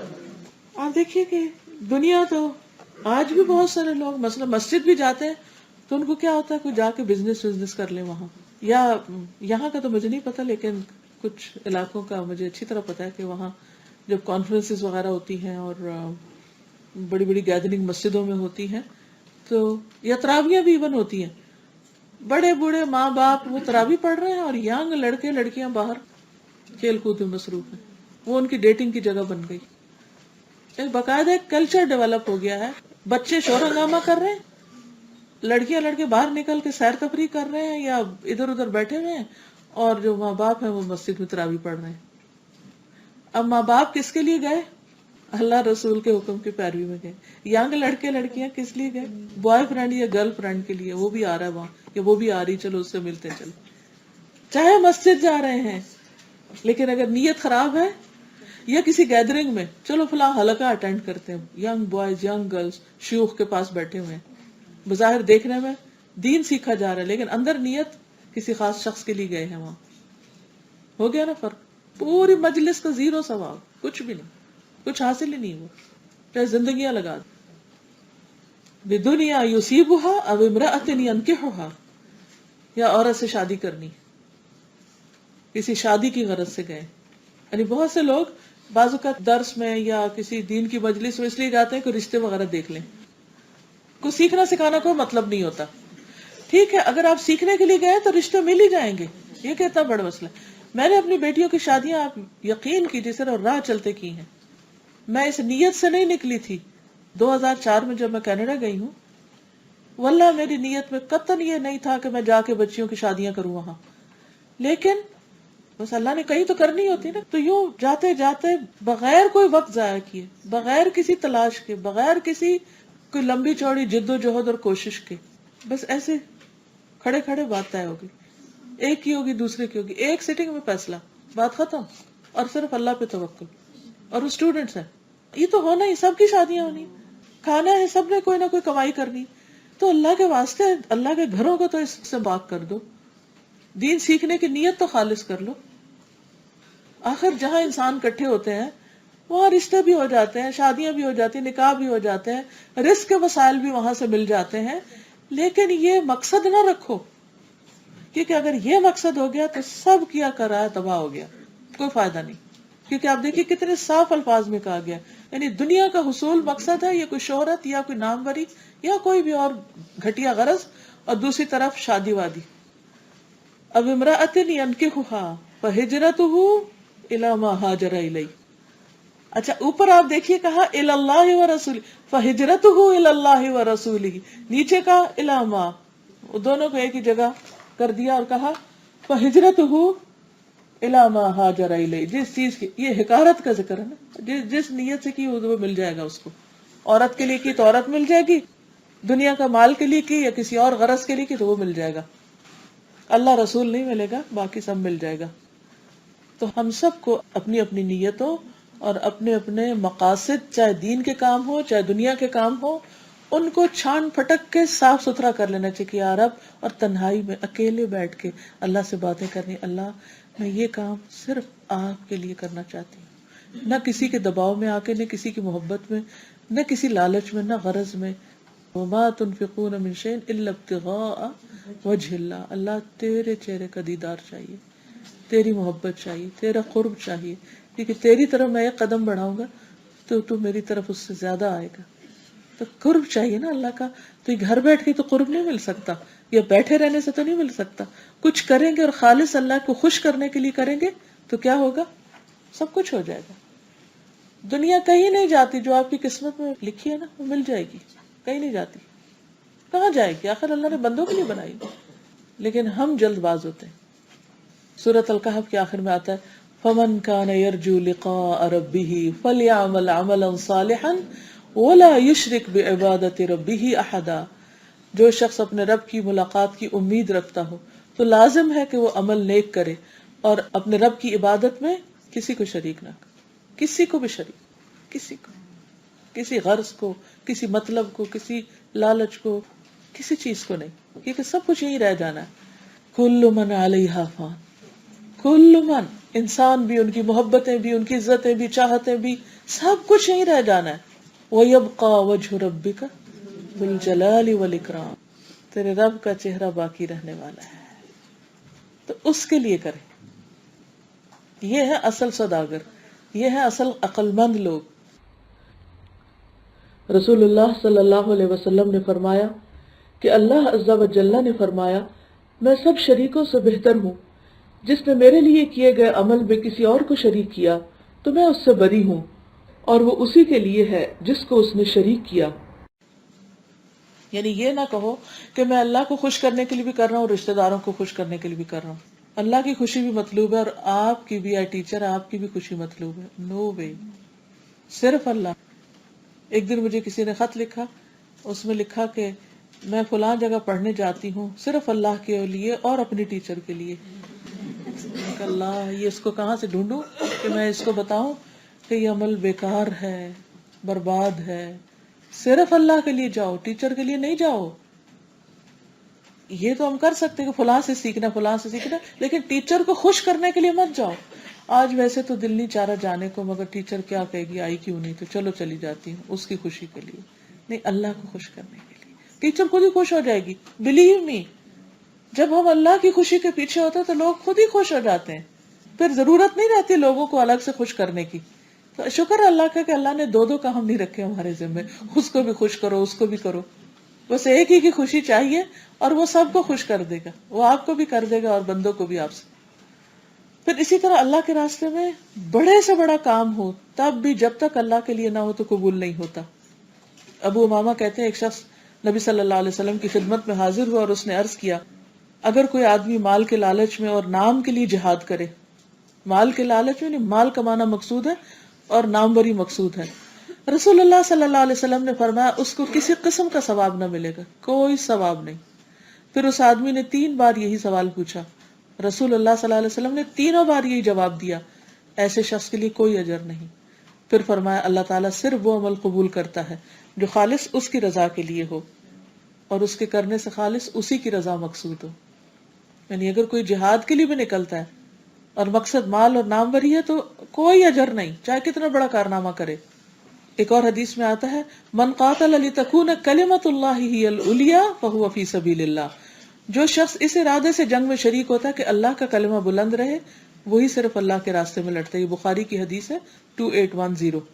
ریلیٹڈ احادیث کے ساتھ بات کو مزید واضح کرنا چاہتی ہیں، کیونکہ ایک حدیث کی وضاحت اور آیات اور احادیث سے جب تک نہ کی جائے تو بات مکمل نہیں ہوتی، کیونکہ ان شواہد یا ان دلائل کے ساتھ بات اور پکی ہو جاتی ہے. ٹھیک ہے انشاءاللہ. رسول اللہ صلی اللہ علیہ وسلم نے فرمایا گھوڑے کے مالک 3 طرح کے لوگ ہوتے ہیں. مثلا گاڑی کر لیجئے اپنی، بعض لوگوں کے لیے وہ باعث اجر و ثواب ہے، بعض کے لیے وہ صرف پردہ ہے، بعض کے لیے وبال جان ہے. جس کے لیے گھوڑا اجر و ثواب کا باعث ہے یہ وہ شخص ہے جو اللہ کے راستے میں جہاد کی نیت سے اسے پالتا ہے کہ یہ اللہ کے راستے میں نکلنا ہے. جیسے آپ گاڑی اس لیے لیں کہ میں دین سیکھنے کے لیے، بیماروں کی عادت کے لیے، اچھے اچھے کام اللہ کی خوشی کے لیے کرنے کے لیے استعمال کروں گی. پھر جہاں خوب سبزہ ہوتا ہے، یا یہ فرمایا کہ کسی شاداب جگہ، یعنی اللہ کے لیے گھوڑا لیا، اللہ کے راستے میں جہاد کے لیے، پھر کسی جگہ اس نے کیا کیا، رسی کو خوب لمبا کر دیا، راستے میں کوئی گرین لینڈ آئی، کوئی گراسی فیلڈ آ گیا، تو کسی شاداب جگہ اس کی رسی کو خوب لمبی کر کے باندھتا ہے تاکہ چاروں طرف وہ چر سکے. تو گھوڑا اس کی چری کی جگہ سے، یعنی جہاں سے وہ چر رہا ہے، یا اس شاداب جگہ سے اپنی رسی میں بندھا ہوا جو کچھ بھی کھاتا پیتا ہے، گراسی فیلڈ سے جو کچھ بھی کھاتا پیتا ہے، مالک کو اس کی وجہ سے نیکیاں ملتی ہیں. یعنی جو بھی پیٹرول آپ ڈالتے ہیں سارا اس کا ثواب آپ کو ملتا ہے. اگر وہ گھوڑا اپنی رسی توڑا کر ایک زغن یا دو زغن لگانی اچھل کے آگے چلا جائے، رسی توڑوا دی اس نے اور آگے چلا گیا، اب مالک اس کے پیچھے بھاگے گا اس کو پکڑنے، تو اس کی لید اور اس کے قدموں کے نشانوں میں بھی مالک کے لیے نیکیاں ہیں. وہ جدھر جدھر جا رہا ہے اس کی لید اس کی جو ہوتی ہے، اس کا ویسٹیج، وہ بھی نامہ اعمال میں تولا جائے گا، کیونکہ نیت اچھی. گاڑی کا جو دھواں نکل رہا ہے اس پر بھی اجر و ثواب ہے، اور جو اس کے آثار قدم ہے، وہ جو سڑک پر نشان لگاتی جا رہی ہے، اس پر بھی اجر ہے. اور اگر وہ گھوڑا نہر سے گزرے اور اس میں سے پانی پی لے تو اگرچہ مالک نے پانی پلانے کا ارادہ نہ کیا ہو پھر بھی اس سے اسے نیکیاں ملتی ہیں. پانی گھوڑا پی رہا ہے اور اجر مالک کو مل رہا ہے، کیونکہ مالک نے یہ گھوڑا پالا ایک خاص کام کے لیے. کتنی خوبصورت بات ہے نا. ایک دفعہ نیت کر لی آپ، یہ گاڑی یا یہ گھوڑا گاڑی دونوں ملتے جلتے بھی ہیں، یہ میں نے اس لیے لیا ہے تاکہ میں اللہ کے راستے میں خوب خوب اچھے کام کروں. بس نیت ہو گئی. اس کے بعد آپ پیٹرول ڈالیں، مکینک کے پاس لے جائیں، اس کی صفائی کریں، اس کی وہ کچھ بھی اس سے متعلق جو بھی کوئی پریشانی ہے، سب اجر و ثواب کا باعث، کیونکہ نیت اچھی تھی آپ کی لینے کے لیے. دوسرا شخص وہ ہے جو گھوڑے کو فخر، دکھاوے اور اسلام کی دشمنی میں باندھتا ہے، غلط کام کرنے کے لیے لیتا ہے، دین کے خلاف کام کرنے کے لیے. تو یہ اس کے لیے وبال جان ہے. وبال جان وہ کیسے؟ نیت اس کی خراب ہے. کچھ لوگ مہنگی سے مہنگی لیٹسٹ ماڈل کی گاڑی لیتے ہیں، کس لیے؟ ضرورت ہوتی ہے، دکھاوے کے لیے، شہرت کے لیے، شیخی بگاڑنے کے لیے. اور جہاں سے گزریں گے ایسی آواز نکال کے اس کی گاڑی کے ایکسیلیٹر پہ پاؤں رکھ کے جس نے نہیں دیکھنا وہ بھی دیکھے کہ کون جا رہا ہے. تو یہ وبال جان ہے. اور رسول اللہ صلی اللہ علیہ وسلم سے گدھوں کے متعلق پوچھا گیا تو آپ نے فرمایا کہ مجھ پر اس جامع اور منفرد آیت کے سوا ان کے متعلق اور کچھ نہیں نازل ہوئی کہ فَمَن يَعْمَلْ مِثْقَالَ ذَرَّةٍ خَيْرًا يَرَهُ وَمَن يَعْمَلْ مِثْقَالَ ذَرَّةٍ شَرًّا يَرَهُ، کہ جو ایک ذرے برابر نیکی کرے گا اس کا بدلہ پالے گا، اور جو ذرے برابر برائی کرے گا اس کا بدلہ بھی پالے گا. اس کا مطلب کیا ہے کہ اب یہ نہیں کہ ایک ایک چیز کے، اچھا گدھے کے بارے میں کیا کہا تو پھر تھوڑی دیر بعد کوئی کہتا بکری کے بارے میں کیا کہا تو بلی کے بارے میں کیا کہا، تو اس کے ہر ایک چیز اب اس کے اوپر قیاس کر لو. ایک چیز سمجھا دی اور باقی چیزیں اب اس کے مطابق خود ہی سمجھ لو. اب آپ اپنی زندگی میں سوچیے کہ کیا کیا چیزیں آپ نے خریدی ہیں اور کیوں خریدی. مثلاً آپ ایک ہیئر برش خریدتے ہیں، ایک نیت، اچھی نیت کیا ہو سکتی، کیوں یہ مہنگا والا ہیئر برش لوں. ایک نیت کیا ہو سکتی، کیونکہ اس سے بال سیدھے کرنے میں آسانی ہوتی ہے، جلدی ہوتی ہے، وقت بچتا ہے، چاہے مہنگا اور بال ٹوٹتے نہیں. اور دوسرا یہ کہ باقی جو میرے آس پاس کے اور لوگ ہیں ان کے مقابلے میں میری چیز مہنگی اور زیادہ خوبصورت ہو، تاکہ مجھے زیادہ لوگ عقل مند کہیں، مالدار سمجھیں اور میری عزت زیادہ ہو. تو عین جس وقت آپ سودا کر رہے ہیں نا اس وقت بھی سوچ لیجیے کیا مقصد تھا. کوئی بھی چیز لینی، جوتا لینا ہے، مہنگا جوتا، مہنگا کیوں لے رہے ہیں؟ تاکہ آپ کو چلنا آسان ہو اور آپ بھاگ بھاگ کے اللہ کے راستے میں جائیں اور جہاں جہاں اچھے کام کریں. اور ایک اس لیے لے رہے ہیں تاکہ آپ دوسروں پہ شو ماریں. تو دونوں میں فرق ہے. جب تک وہ پہلا جوتا کتنا بھی مہنگا ہے، جتنی دیر چلتا رہے گا، ایک دفعہ نیت کر لیے، نہیں کہ ہر روز پہنتے وقت نیت کریں، بس ایک دفعہ نیت کر کے خریدا اب کچھ بھی ہو وہ اجر ملتا گیا ملتا گیا ملتا گیا. اس لیے ہر چیز کے بارے میں یہ سوچیے. رسول اللہ صلی اللہ علیہ وسلم نے فرمایا دنیا 4 قسم کے لوگوں کی ہے، یعنی 4 طرح کے لوگ ہیں دنیا میں. ایک وہ آدمی جسے اللہ نے مال اور علم سے نوازا ہو، وہ اس بارے میں اپنے رب سے ڈرتا ہو، یعنی مال اور علم میں تقوی ہے، صلہ رحمی کرتا ہو اور اس میں اللہ کا حق پہچانتا ہو، اس کا درجہ سب سے اونچا ہے. دوسرا وہ آدمی جسے اللہ نے علم عطا کیا ہو لیکن مال نہ دیا ہو، وہ کہتا ہو کہ اگر میرے پاس بھی مال ہوتا تو میں بھی اس کی طرح عمل کرتا. آپ نے فرمایا یہ دونوں اجر میں برابر ہیں. پہلے کے پاس مال ہے، دوسرے کے پاس مال نہیں. پہلا مال خرچ کر رہا ہے، دوسرے کے پاس ہے نہیں جو خرچ کرے. پہلے کی نیت بھی اچھی ہے، دوسرے کی بھی اچھی ہے، دونوں کا اجر برابر. اس سے آپ اندازہ لگائیے کہ یہ دل کا عمل جو ہے وہ بعض اوقات عملی عمل سے بھی بڑھ جاتا ہے.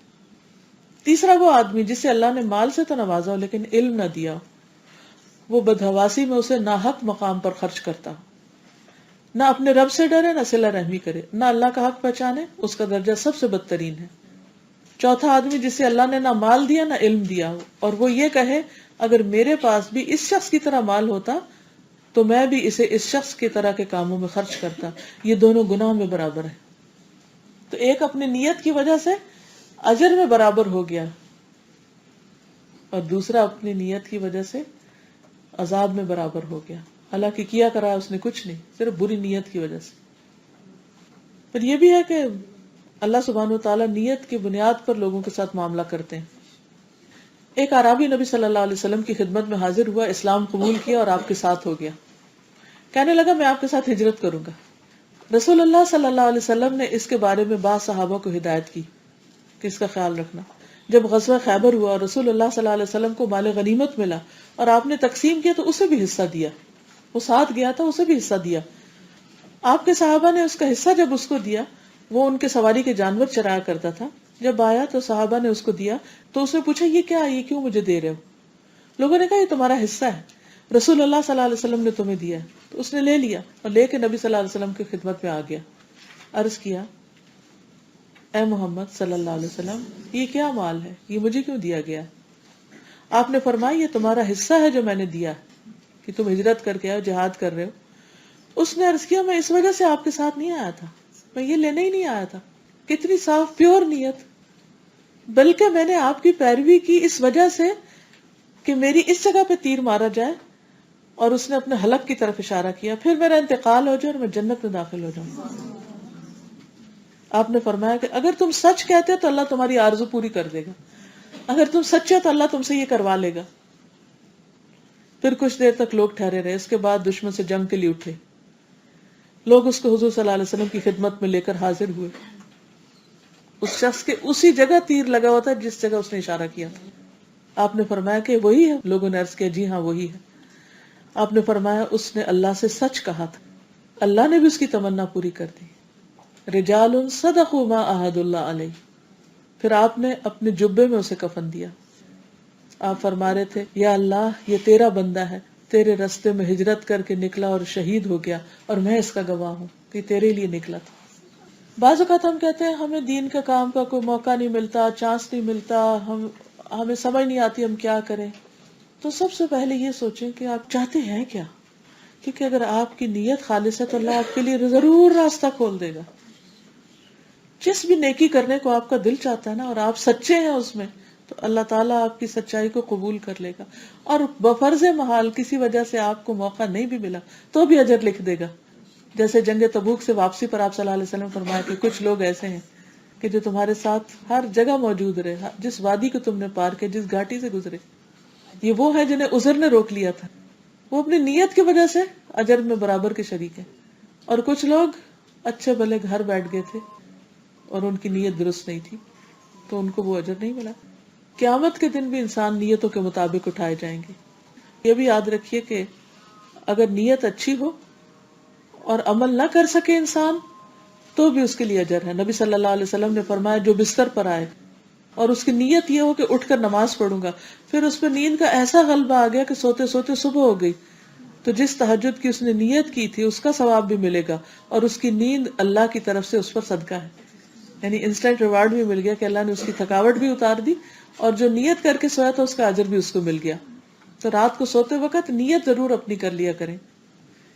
پھر اسی طرح ایک اور روایت میں آتا ہے کہ جب عبداللہ بن ثابت فوت ہوئے تو ان کی بیٹی نے کہا کہ مجھے توقع ہے کہ ان کو شہادت کا مقام حاصل ہوگا، اس لیے کہ یہ سامان جہاد کی تیاری کر چکے تھے.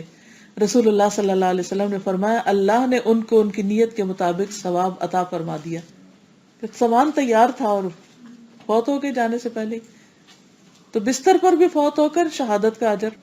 پھر اسی طرح آپ صلی اللہ علیہ وسلم نے فرمایا جب کوئی عورت اپنے شوہر کے گھر سے دل کی خوشی کے ساتھ فساد کی نیت کے بغیر صدقہ دے تو اس کے شوہر کے برابر اس کو ثواب ہوگا. یعنی عورت کی نیت اچھی تھی. اسی طرح خزانچی جو مال جمع کرتا ہے اور مال خرچ کرتا ہے، تو جتنا لوگوں کا مال صدقے میں آیا ہے اتنا وہ حق کے ساتھ اس کو ٹھکانے لگاتا ہے تو پورا اجر ان کے برابر کا پاتا ہے. اتنا بڑا اجر و ثواب ہے اس کام کا. پھر اسی طرح جو شب قدر میں ثواب کی نیت سے، اجر کی نیت سے کھڑا ہوتا ہے، اللہ تعالیٰ اس کے پچھلے سارے گناہ معاف کر دیتے ہیں. پھر اسی طرح انصار کا ایک آدمی تھا، اس کا گھر مدینہ سے بہت دور تھا، تو اس کی کوئی نماز بھی مسجد کے بغیر نہیں ہوتی تھی. تو لوگوں نے کہا کہ اس کی تکلیف کا احساس کر کے کہ تم کوئی گدھا ہی خرید لو جو تمہیں گرمی سے بچائے. اور یہ تو اس نے کہا کہ میں تو اللہ کے لیے سب کچھ کرتا ہوں، اپنے قدموں کے اجر کی امید رکھتا ہوں کہ جتنے قدم چلوں گا اتنا ہی اجر ملے گا. تو نبی صلی اللہ علیہ وسلم نے اس سے فرمایا کہ تمہارے لیے وہی اجر ہے جس کی تو نے نیت کی. اسی طرح بری نیت کا بھی اثر، اور اس کی وجہ سے سارے عمر بھر کی محنت ضائع ہو سکتی.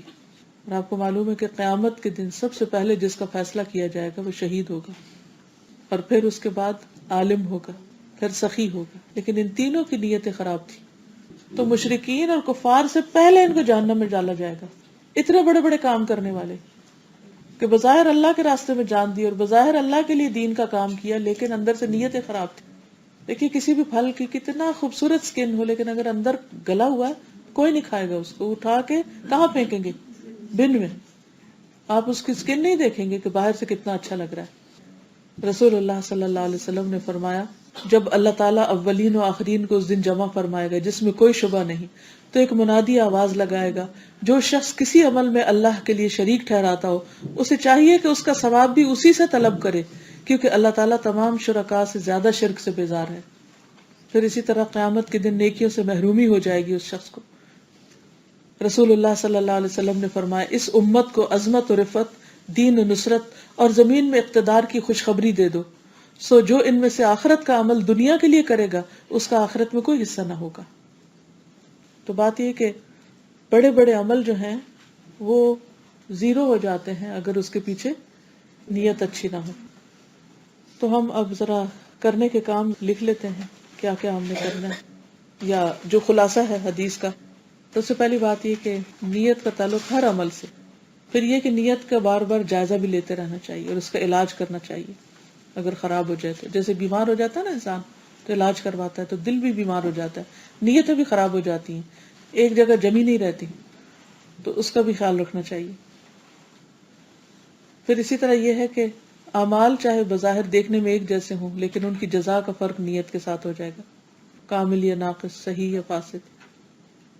اسی طرح اگر نیت آپ نے صحیح بنا لی ہے تو وسوسے اور خیالات اور مختلف طرح کے جو اس طرح کی چیزیں ہیں وہ نیت کو فاسد نہیں کر سکتی. مثلا آپ اللہ کے لیے کچھ کر رہے ہیں اور شیطان آ کے کہتا دیکھا نا تمہارا دل چاہتا تم اپنے آپ کو پروجیکٹ کرو، تو آپ فوراً کہنے نہیں میرا ارادہ اللہ ہی کو خوش کرنے کا، تم چلے جاؤ یہاں سے. تو ایسے لوگوں کو شیطان نہیں بہکائے گا، بہکا سکتا ہی نہیں، کیونکہ وہ جمے ہوئے ان کو اپنے ارادے کا، نیت کا پتہ ہے. پھر یہ کہ لوگ دو طرح کے ہوتے ہیں، ایک دنیا کے لیے کام کرنے والے اور ایک آخرت کے لیے کام کرنے والے. ایک اللہ سبحانہ و تعالیٰ کی خوشنودی کے لیے کام کرنے والے اور دوسرے لوگوں کو خوش کرنے والے. دنیا کے لیے کام کرنے والوں کو دنیا میں ہی فائدہ مل جاتا ہے، آخرت میں ان کے لیے کچھ نہیں. من کان یرید العاجلۃ عجلنا لہ فیہا ما نشاء لمن نرید، سورۃ الاسراء آیت 18. جو شخص اس جلدی دنیا کا ارادہ رکھتا ہو اس کو ہم اسی میں جلدی دے دیں گے جو چاہیں گے، جس کے لیے چاہیں گے. اب آپ مجھے ذرا بتا دیجیے کہ آپ کو کیا سمجھ آیا جو آپ نے سیکھا. جو کام کریں اللہ کے لیے کریں، کیا صرف دین کا یا دنیا کا بھی؟ ہر کام، الاعمال، سارے اعمال. اور اعمال کی قسمیں کتنی ہو گئی؟ 3 ہو گئی. یعنی چاہے زبان سے کچھ بول رہے ہیں، جیسے اس وقت آپ مجھے بتائیں گے کہ آپ نے کیا سیکھا، تو اس وقت بھی نیت کو اللہ کے لیے خالص کر لیں، ٹھیک ہے نا. گھر کے کاموں میں بھی نیت اللہ کی رضا رکھیں، اور ہر کام کرنے سے پہلے اپنا جائزہ لینا ہے. اور یہ ہم اپنے لیے خود ہی کر سکتے، کوئی تو ہمارے لیے نہیں کر سکتا کہ یہ میں کس کے لیے کر رہی ہوں. عادت اور عبادت میں فرق محسوس کرنا ہے، اور وہ شعوری طور پر عبادت کرنے سے عادت بھی عبادت بن جاتی. انسان جب اللہ کے لیے اپنی نیت خالص کرتا ہے تو بعض اوقات دنیا کا فائدہ بھی ہو جاتا ہے، اور یہ اللہ تعالیٰ کی طرف سے ایک فضل ہوتا ہے، کیونکہ اللہ سے چاہتے ہیں، بندوں سے نہیں چاہتے. اور اللہ تعالیٰ نے قرآن مجید میں یہ بتا دیا نا کہ ان عبادی لیس لک علیہم سلطان، میرے بندوں پہ تیرا زور نہیں چلے گا. اس نے کہا تھا الا عبادک منہم المخلصین، جن بندوں میں اخلاص ہوگا وہ نہیں میرے قابو میں آئیں گے. وسوسے ضرور ڈالے گا، لیکن وہ وسوسے اس بندے کے قدم نہیں لا سکیں گے. تو یاد رکھیے کہ جب بھی شیطان آ کے کہے کہ تم تو اس لیے کر رہی ہو کہ لوگوں کی شہرت حاصل ہو، لوگوں میں نام ہو، فلاں چیز مل جائے فلاں، تو اسے کہو نہیں، میں نے تو اس ارادے سے نہیں شروع کیا، مجھے پتا ہے اپنی نیت کا میں نے کیوں کیا. یہ شیطانی خباثت ہے، مجھے اس کی پرواہ نہیں کرنی، میں نے اللہ کے لیے کیا اور میں اپنا کام جاری رکھوں گی. تبتغی بہا وجہ اللہ، اللہ کے چہرے کی طلب میں نیک کام کرنے ہیں. مقصد یہ رکھنا ہے کہ اللہ کا دیدار نصیب ہو، کیونکہ وہ سب سے مہنگا سودا ہے. بچے اگر نہیں بات مانتے، یا بچوں کو ہم، بچے یا شوہر بھی، اگر ہم ان کی رضا کے لیے کام کرتے رہتے ہیں تو ہمیں جب ان کی طرف سے کچھ نہیں ملتا تو فرسٹریشن ہوتی ہے. لیکن جب ہم اللہ کے لیے کرتے ہیں تو اللہ سبحانہ و تعالی ہمیں سکون عطا کر دیتے ہیں. تو گھر کے کام بھی، بندوں کی خدمت بھی اللہ کی خوشی کے لیے کرنے کی، یہ اللہ نے مجھ پہ ذمہ داری ڈالی ہے. ہر وقت ہم سوچتے تو رہتے ہی ہیں، اور سینکڑوں ہزاروں خیال آ رہے ہیں جا رہے ہیں، تو انہی خیالوں میں سے ایک خیال کہ یہ اللہ کے لیے یاد دہانی. جیسے چلتے چلتے ریڈ لائٹ آ جاتی ہے نا، تو ایسے ہی اپنے اندر کی ٹرین میں بھی ریڈ لائٹس لگا لیں، اللہ کے لیے بھائی، اللہ کے لیے، اللہ کے لیے. دیکھیے، یہ جائزہ لینے کے لیے آپ کو یہ دیکھنا ہوگا کہ جب بندے آپ کی قدر نہ کریں تو آپ کے اوپر کیا گزرتا ہے. بندے آپ سے خوش نہ ہوں، بندے آپ پر، آپ کے لیے کچھ بھی نہ کریں، تو بھی کیا آپ نیک کام کریں گے؟ اگر اللہ کے لیے ہوگا تو ضرور کریں گے. ورنہ تو کیا ہوتا ہے، ہمیں اپریشیٹ ہی نہیں کیا گیا اور ہمارا کسی نے خیال ہی نہیں رکھا، تو اب ہم کس کے لیے آئیں؟ یا فلاں تو دنیا میں ہی نہیں رہا، تو اب کس کے لیے آئیں؟ تو آپ کو معلوم ہے نا کہ جب صحابہ کرام کو یہ خبر ملی تھی کہ نبی صلی اللہ علیہ وسلم شہید ہو گئے، تو کچھ لوگوں نے ہتھیار ڈال دیے تھے. تو اللہ سبحانہ وتعالی نے کیا فرمایا تھا؟ ما محمد الا رسول قد خلت من قبل الرسل افا ان مات او قتل انقلبتم على اعقابكم، کیا اگر وہ فوت ہو جائے یا قتل کر دیے جائے تو کیا تم اپنی ایڑیوں پہ واپس پھر جاؤ گے، کام چھوڑ دو گے؟ تو یہ مشن تو ہمیشہ کے لیے، چاہے اللہ کے رسول صلی اللہ علیہ وسلم دنیا میں نہیں، لیکن ان کا مشن موجود ہے، اور ہمیں اس کی مدد کے لیے اپنی ہر چیز کو قربان کرنا ہے. تو گھر کا کام کیا ہے؟ حدیث کی عربی پڑھنی ہے اور کوشش کریں زبانی یاد ہو. جزاکم اللہ خیرا. سبحانک اللہم و بحمدک، اشہد ان لا الہ الا انت، استغفرک و اتوب الیک.